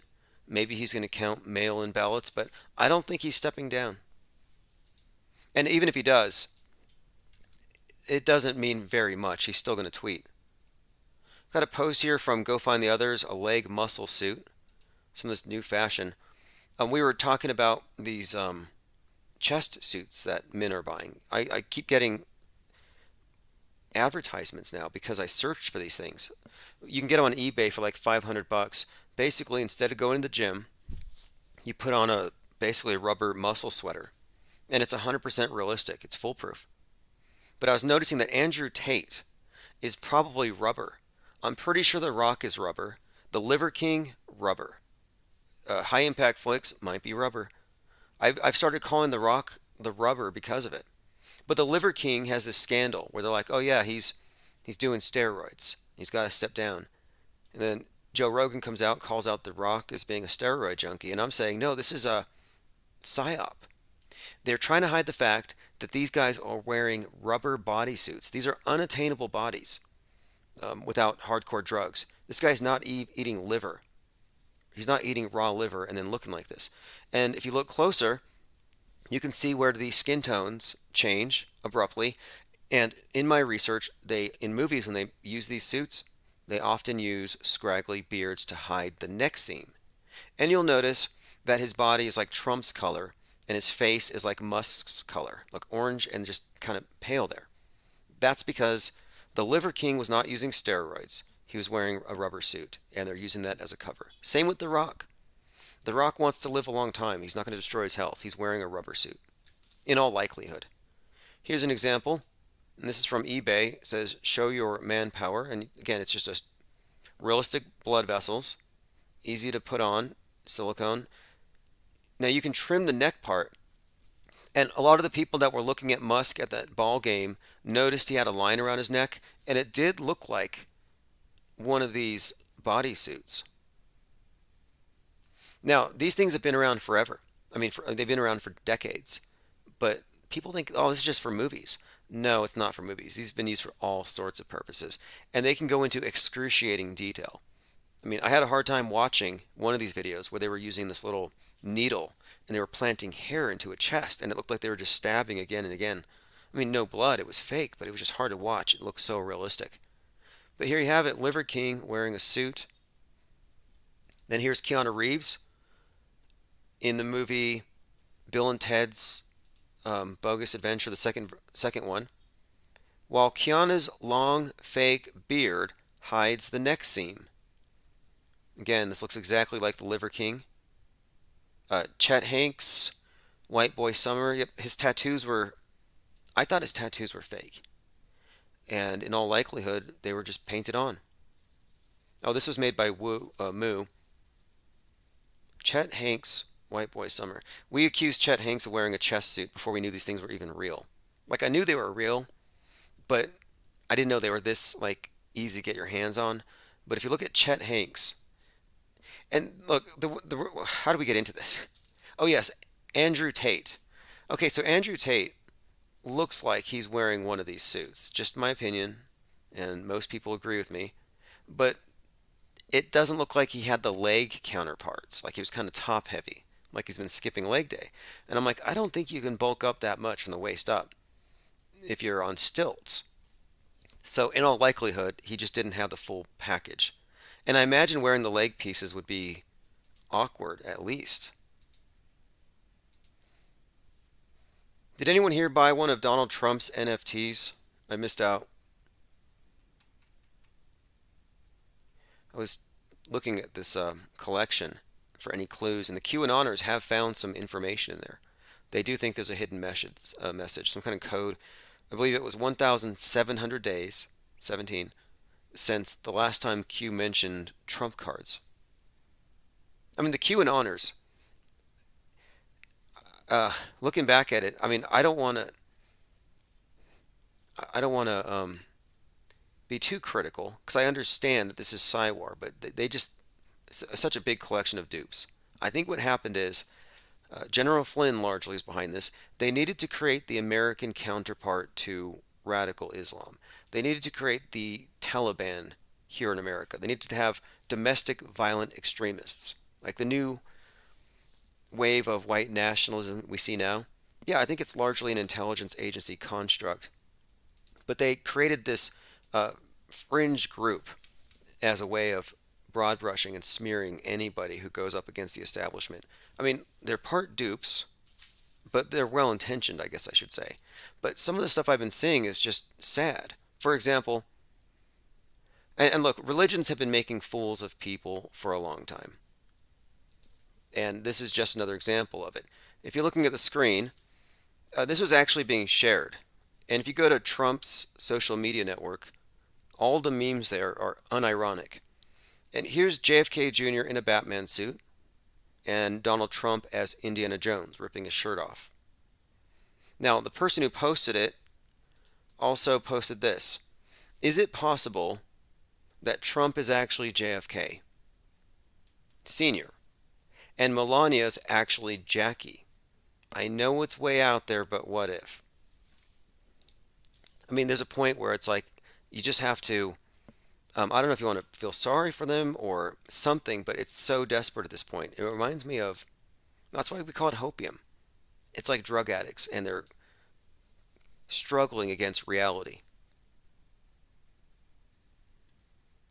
Tyrone says, any relation to Sharon Tate? Oh, interesting. Sharon Tate.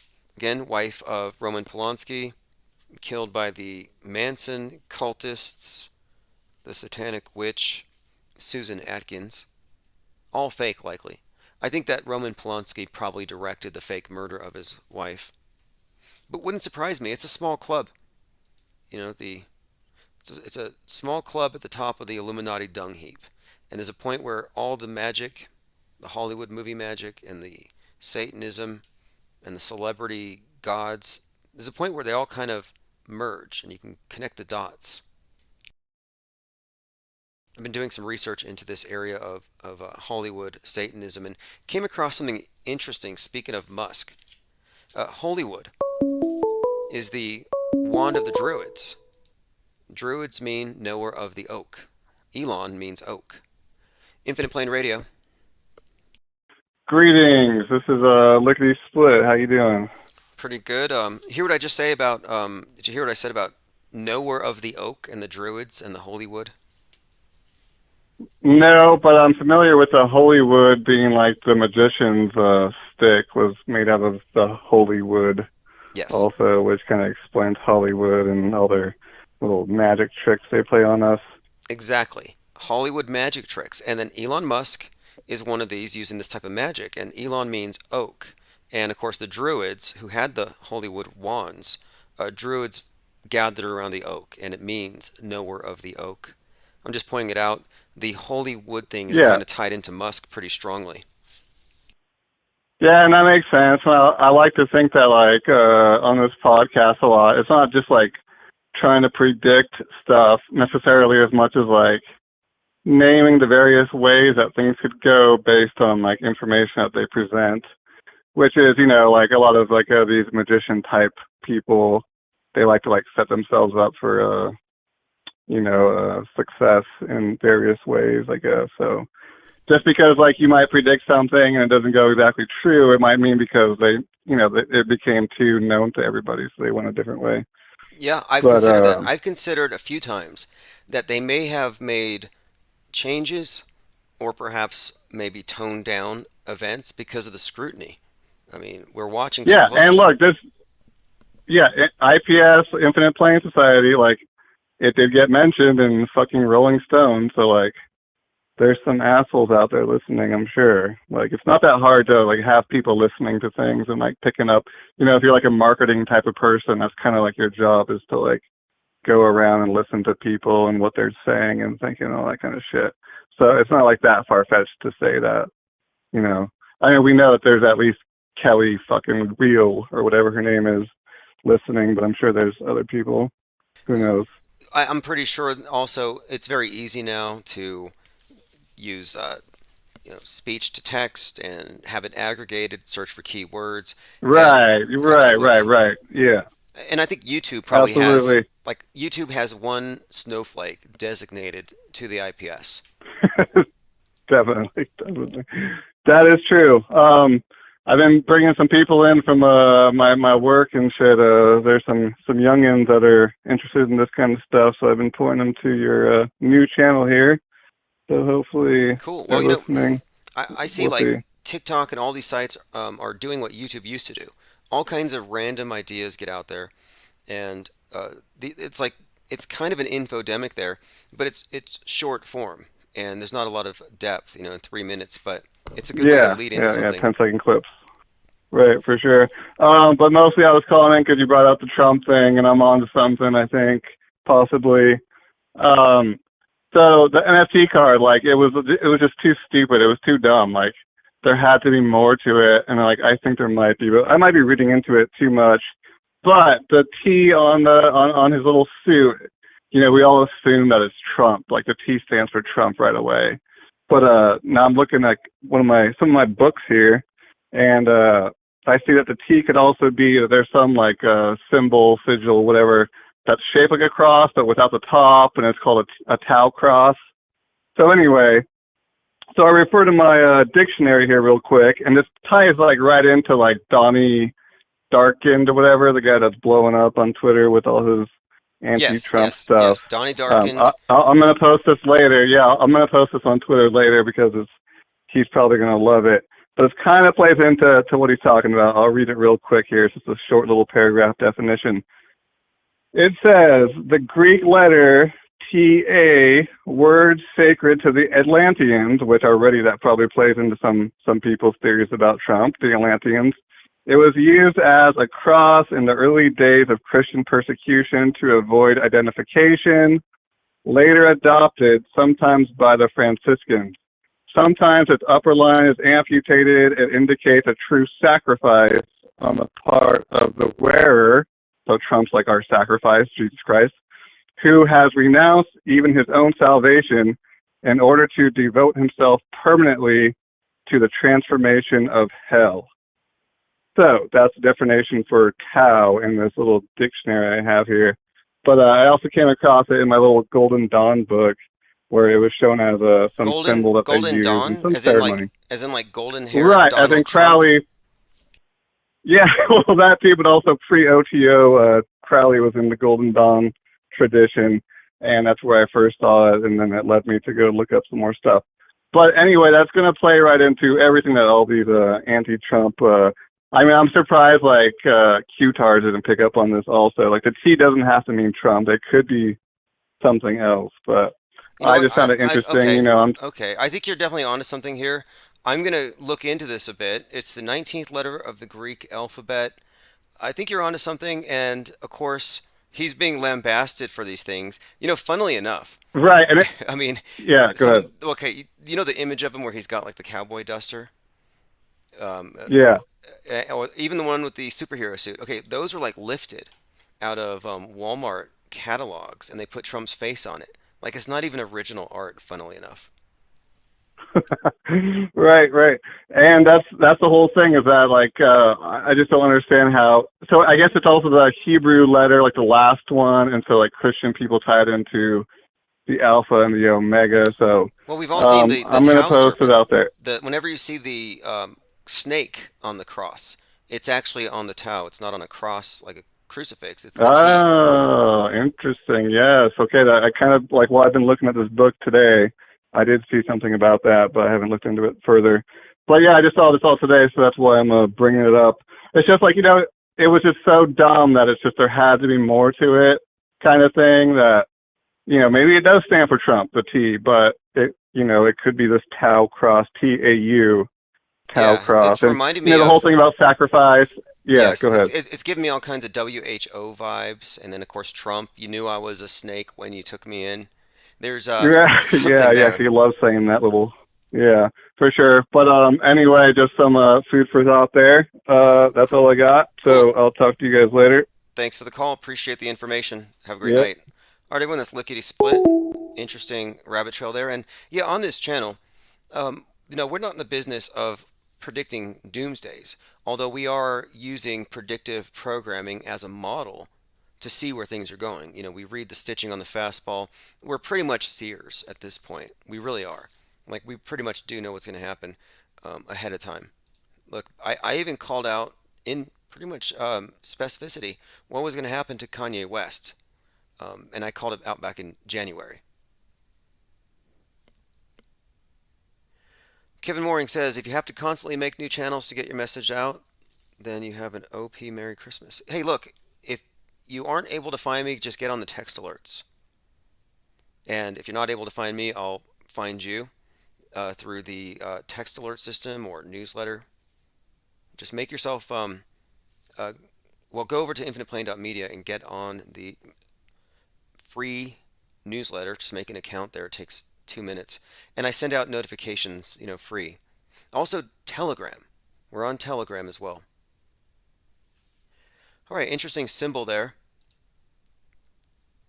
And was it Manly P. Hall who said that when the language of symbolism is revealed, a great veil will fall from the eyes of man, or the minds of men? And it's true. We do have an esoteric and an exoteric aspect to the world. Religions are all comprised of an inner and an outer circle. It's the same with the media, which has supplanted religion. You don't know everything about the stories they report. You're given a version, and you're not told how much the media is actually in the role of producer. How much of this supposed journalism is reality TV? Commenter says we're blowing up, 44 watching, and I see 64 in the chat there. Now that's 64 in the video chat room. We have probably another 10 or 15 over on Odyssey. And if you leave comments on Odyssey, I will go over there. I will check in. And it also looks like we have about 23 listening on the audio. But you know what? It's playing a repeat. So those 23 people are about to be plugged in. Okay, there we go. So I think we could put the number closer to 100. And before the censorship agenda really kicked in, we had 400 or 500 a night, and at one point over 1,000, 1,200, and that's when we start to attract a lot of attention, I think, from certain agencies.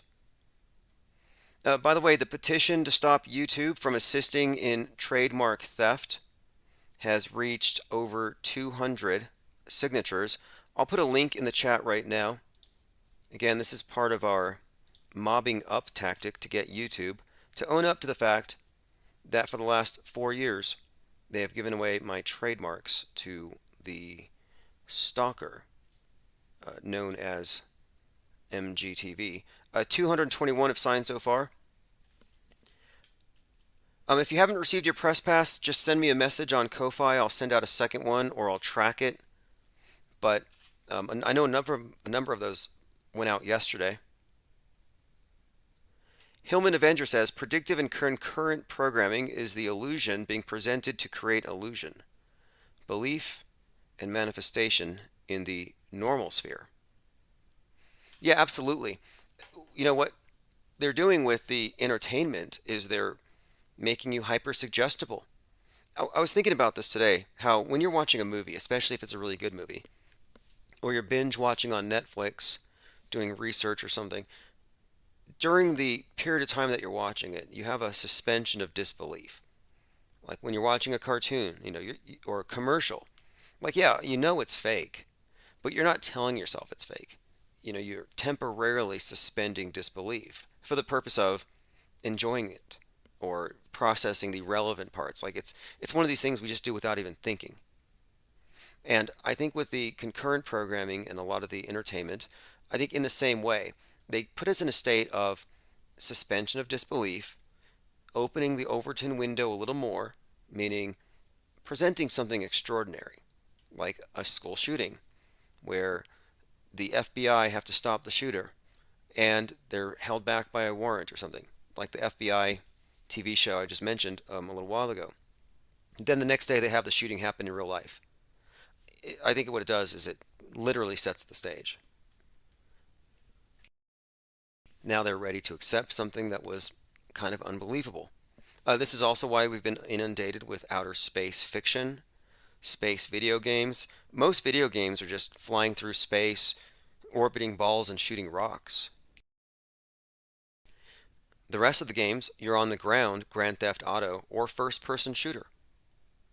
And this is all to set us up to find certain things believable, or to present us with scenarios that they can convince us are likely if they don't intervene on our behalf. That's why every science fiction movie starts with, after global warming destroyed the world, this is what happened. It's always the same, always post-reset.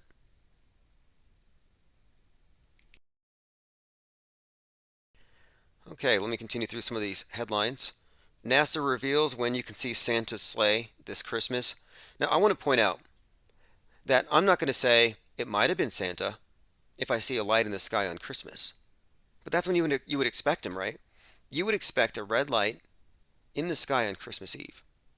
Now, if I see a red light in the sky and I take a picture of it and I post it online, am I being rational, reasonable, and logical if I say, yeah, it could be a plane, but it might be Santa? I would say that what I have done is I have introduced into the realm of possibility something supernatural or unreal, or something that hasn't been proven to exist. Reality is that which exists. Planes exist. Why would I include as a possibility something that hasn't been proven to exist? That crossing of the lines between the supernatural and the realm of possibilities is a non sequitur fallacy. It's like you shouldn't be introducing it. I make this point with the Bigfoot thing. If you go into the woods and you hear a bear, you're going to say you heard a bear. But if somebody put in your head, oh yeah, there's a lot of Sasquatches in those woods, then you hear something and you might say, I thought I heard a bear, but it could have been a Sasquatch. It's the power of suggestibility and the non sequitur fallacy of introducing something into the mix that doesn't belong there, that doesn't logically follow. Just because you see a red light on Christmas Eve doesn't mean that you might have seen Santa or that Santa even exists. It's not evidence in favor of the existence of Santa. And the evidence for Santa is just as flimsy as the evidence for a transiting ISS. It's all hearsay, belief by consensus, and I guess you'll call it, this admitting something that hasn't been proven to exist into the realm of possibilities. Like you might see a plane, you might see a light in the sky, but does it necessarily mean it's the ISS? And I think that the correlation with the app is likely a false correlation. I mean, look, I don't believe it's up there. I'm not a believer in Santa. I'd rather know for fact. But, there are people looking. And there is a Santa app. Actually, I think they're just using the ISS app. Let me see what exactly they're doing. NASA reveals when you can see Santa's sleigh. And how messed up is this? Talk about blurring the distinction between real and fake. And here's another important distinction here. There are many people who believe in Santa, mostly children. Nobody knows Santa.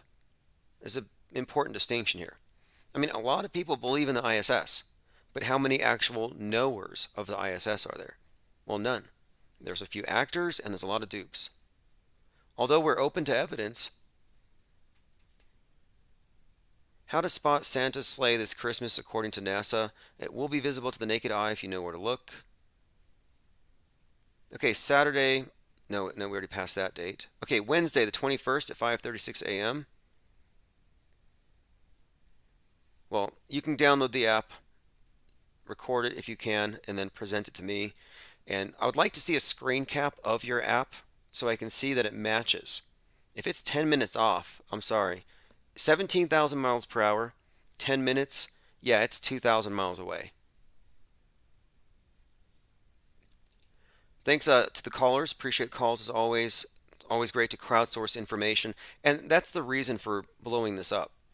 We don't need numbers for the sake of numbers. We're not trying to win over the captive audience of the cult of the monoliths propaganda outlet. We're not trying to break. I mean, look, a lot of people are spellbound.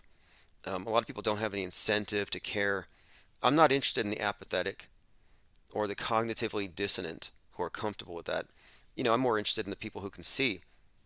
And I think what we're doing with this approach is something that's going to last well into the future because the news is never going to change. It is what it is. There is a world stage dominant point of view. The victor writes history. Well, history is written day by day. The conquerors write history. The conquerors write the fake news. It's the same thing. Just a record of fake news becomes history. And that's why this channel, this platform, we're not limited to any one particular topic because there's so many areas. We had this concept for an ongoing journalistic expedition, just calling it Finding the Edge, because there are many edges worth exploring. And, it's not necessarily a literal thing. And this concept of the Earth's shape or NASA fakery, to me, it's more about, do we live in an open or a closed system? And I think that the world stage, like I said at the very beginning, we were born into quarantine, a mental quarantine.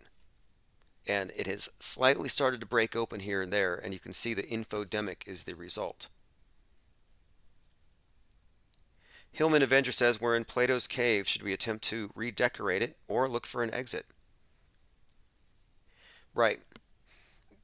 And I kind of think that's kind of the case here. Is I want to find all those who wandered out of their personal Plato's caves. You get out of your matrix pod, gather all the others who've gotten out of their matrix pods, and then kind of form our own clique. Look at it from an outside perspective, and then pull our intel together. And we've been doing this consistently for a few years. It's a multi-million piece puzzle, and we have hundreds of sets of eyes and ears keeping us apprised of the bigger picture. Knockout Bear says, I was impressed by planetarium shows too when I was 5. Yeah, I used to go to the planetarium, and it is an impressive show. Balls in space. And look, the moon thing. Serious question. Is the moon a sphere? Because this Artemis mission seemed like the sole intention was to go around the moon to make sure we all see it as a sphere. And then we're shown the back side of it. Because you'll know the moon is tidally locked, has a synchronous orbit. We never see the other side. Pink Floyd, dark side of the moon. There is no dark side. It's the side that's facing the sun, presumably. But my point being, they show us the backside, but I'm saying that the backside they show us is pretty much just CGI. I'm not impressed by what they've shown us at all. And I'm not convinced that the moon is in fact a sphere. I'm not convinced it's even landable as an object. I don't think it's a big rock. All the evidence would kind of suggest that we're looking at a big chunk of wood. I mean, isn't that true? The spacemen came down and they brought with them moon rocks that turned out to be petrified wood. I bring that up quite a lot, by the way, and a lot of the moon landing believers don't appreciate it. Like, how can you say the moon's made of wood just because the moon rocks are made of wood? Maybe, and they have to make something up. They have to fill in the blanks. But moon landing believers are moon landing believers and not moon landing knowers. Very important point there. By the way, if you go to twitter.com/realtimosman, you can get press passes there. There's a new function there if you're a member. I'm not even a blue check, but if you're on Twitter and you set it up as a business account or a shop account, you can put some items there, and I have a press pass there. Makes it easy to find. Again, Real Tim Osman on Twitter. Press pass is $5. You will be unlock downable, which will be very important when they do the high altitude nuke. Joined by Pingu, says good morning. Thank you very much for joining. And if you haven't signed the petition, please do. Okay, take a look at this. I've talked about this many times, but other people post this on Twitter and other places. It's worth remembering. Alex Smith and Joe Theismann, both Washington quarterbacks, suffered the exact same gruesome leg injury on November the 18th, exactly 33 years apart. November 18th, 1985, Theismann suffered a compound fracture of the tibia and fibula during a sack by a linebacker. 33 years later to the day, Joe Theismann was in the audience watching as Alex Smith suffered compound fracture, fibula, tibia. Again, same exact injury, and what's more, the scores were the same. The yard line was the same. It was completely a repeat. We've delved into that and a few others, and I do think I've extrapolated some possible meaning to it. Let me play a clip here. This is Tom Cruise jumping out of a helicopter. You'll see a lot of, I mean, recently there's been a lot of video of Tom Cruise falling from the sky. It's just a reoccurring theme, as I pretty much said would be the case. Here we are over stunning South Africa, and we're filming Mission Impossible: Dead Reckoning Part 20. Now, of course, he's hard to understand. He's got some kind of mouthpiece in. Looks fake, but then again, I apply the fakeability test. And of course, screenshots can look fake, but the video, no, it's real, but I don't know if they can fake on this level. I mean, would they have to? I don't think so. But I don't want to rule it out. Again, we didn't know about crisis actors till post 2012, and the deepfake technology was only recently declassified. Knockout Bear says we can see deep space, but not the dark side. Well, we can see the other side, but it's like it's not as cratered. Like, I'm thinking there are rocks bashing up the face of the moon. They're not hitting the Earth though. They're like just hitting the face that we see, but they didn't hit the other side. It just seems kind of strange. It's like, wouldn't they have hit the Earth? What happened in Vegas? We were told it was the largest mass murder in U.S. history, October 1st, 2017, at a country music concert near the Mandalay. But when you take a closer look, it doesn't add up. I have a video from James Fetzer.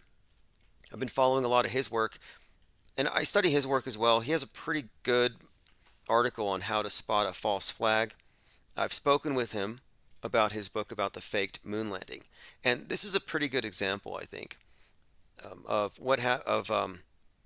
what's typical within this conspiracy research community. Is people will debunk something, and they might not go any further than that particular thing, and it matters. Like, for example, Yeah, if you debunk the Littleton shooting, but you don't connect it to all the other fake shootings, you kind of miss the point. Debunking the moon landing without debunking the space program itself or the space station kind of misses the point. But I'm going to reach out to him and hopefully we can talk about the space station because his book on deconstructing the moon landing is absolutely excellent. And I just think that the same level of scrutiny applied to the moon landing when applied to any other aspect of fake space will yield the same result. You'll realize it's fake. Tyrone McCloskey says Fetzer thinks JFK was real. I looked at some of the JFK stuff again recently. This is where I think the QAnoners have just kind of lost the plot. They've been waiting for JFK to show up, and now we find out the CIA killed JFK, or at least that's what's been said. I think the JFK assassination was a Kubrick production, who, by the way, happened to have a screening of Dr. Strangelove on the day of the JFK assassination. You'll notice that Kubrick films and the release dates always happen to correspond to some kind of Kennedy death, or the name is brought up, like Apollo 11, 716, Kennedy Spaceport, Eyes Wide Shut, released on 716. A lot of correlations, I think. Of course, pretty sure the Kennedy assassination was just a psyop like all the others. And the reason why they had to do it, or one of the reasons I think, is because there's probably a few agendas attached to it. But this is the time, it's almost like a coup. Like when they shot Kennedy, or apparently did, it's almost like that's when a lot of this mass mind control really took off, because it seems like people accepted the premise that to question the news is to be a conspiracy theorist. You know, the whole Warren Commission thing. And that's when I think they pushed the burden of proof onto the questioners. That was the big inversion. I've heard some wild conspiracy theories about JFK. Some think that his death was staged, and then he had another role as president as Jimmy Carter. And I have seen some pretty convincing side-by-sides there. How did the syringe get its name? You may have heard us talking about this recently. The word syringe is derived from a Greek word, syrinx, meaning pan flute. Again, pan, god of panic, pandemic. Very interesting. Panic comes from the name of the Greek god Pan, who supposedly caused humans to flee in unreasoning fear. Pan flute, pan syringe, syrinx, people fleeing in fear? I would say so. Quarantining. The only thing we're missing from the picture are the nymphs, but that's where I think the dancing nurses fill in. Interesting little bit of subtext there. And I pointed out Pan back in 2020 because it seemed like many of the headlines right when the pandemic was declared, it was pandemonium, panic, chaos.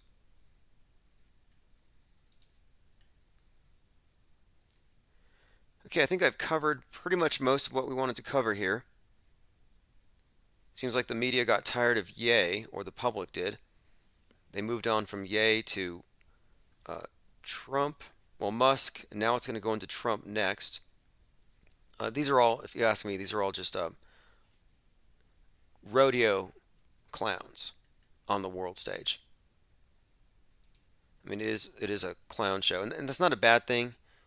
You know, for all the negativity associated with the media and the news and all that, the truth of it is, the more we dig, the more we find out the bad stuff is more or less simulated.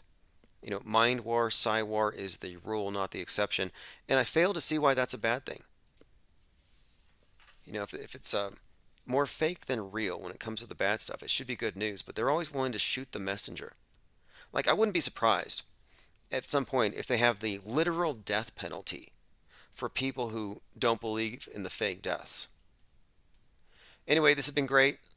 This is Infinite Gang, Neo Mode Gucci Flip. I'm going to turn it back over to the 24/7. Thanks callers, thanks chatters, and if you want the archives, I'll send them out via the newsletter later tonight. Infinite plane, infinite plane, infinite plane, infinite plane, doing my thing, do my thing, do my thing, do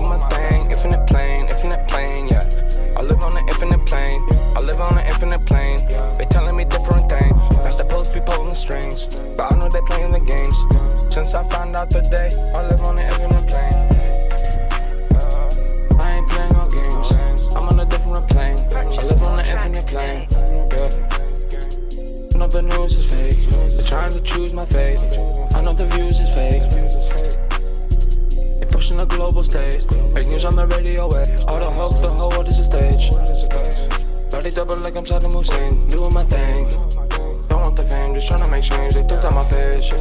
But I'm infinite gang, infinite plane. Playing no games. Infinite day, playing no games. Infinite plane. I'm on an infinite plane.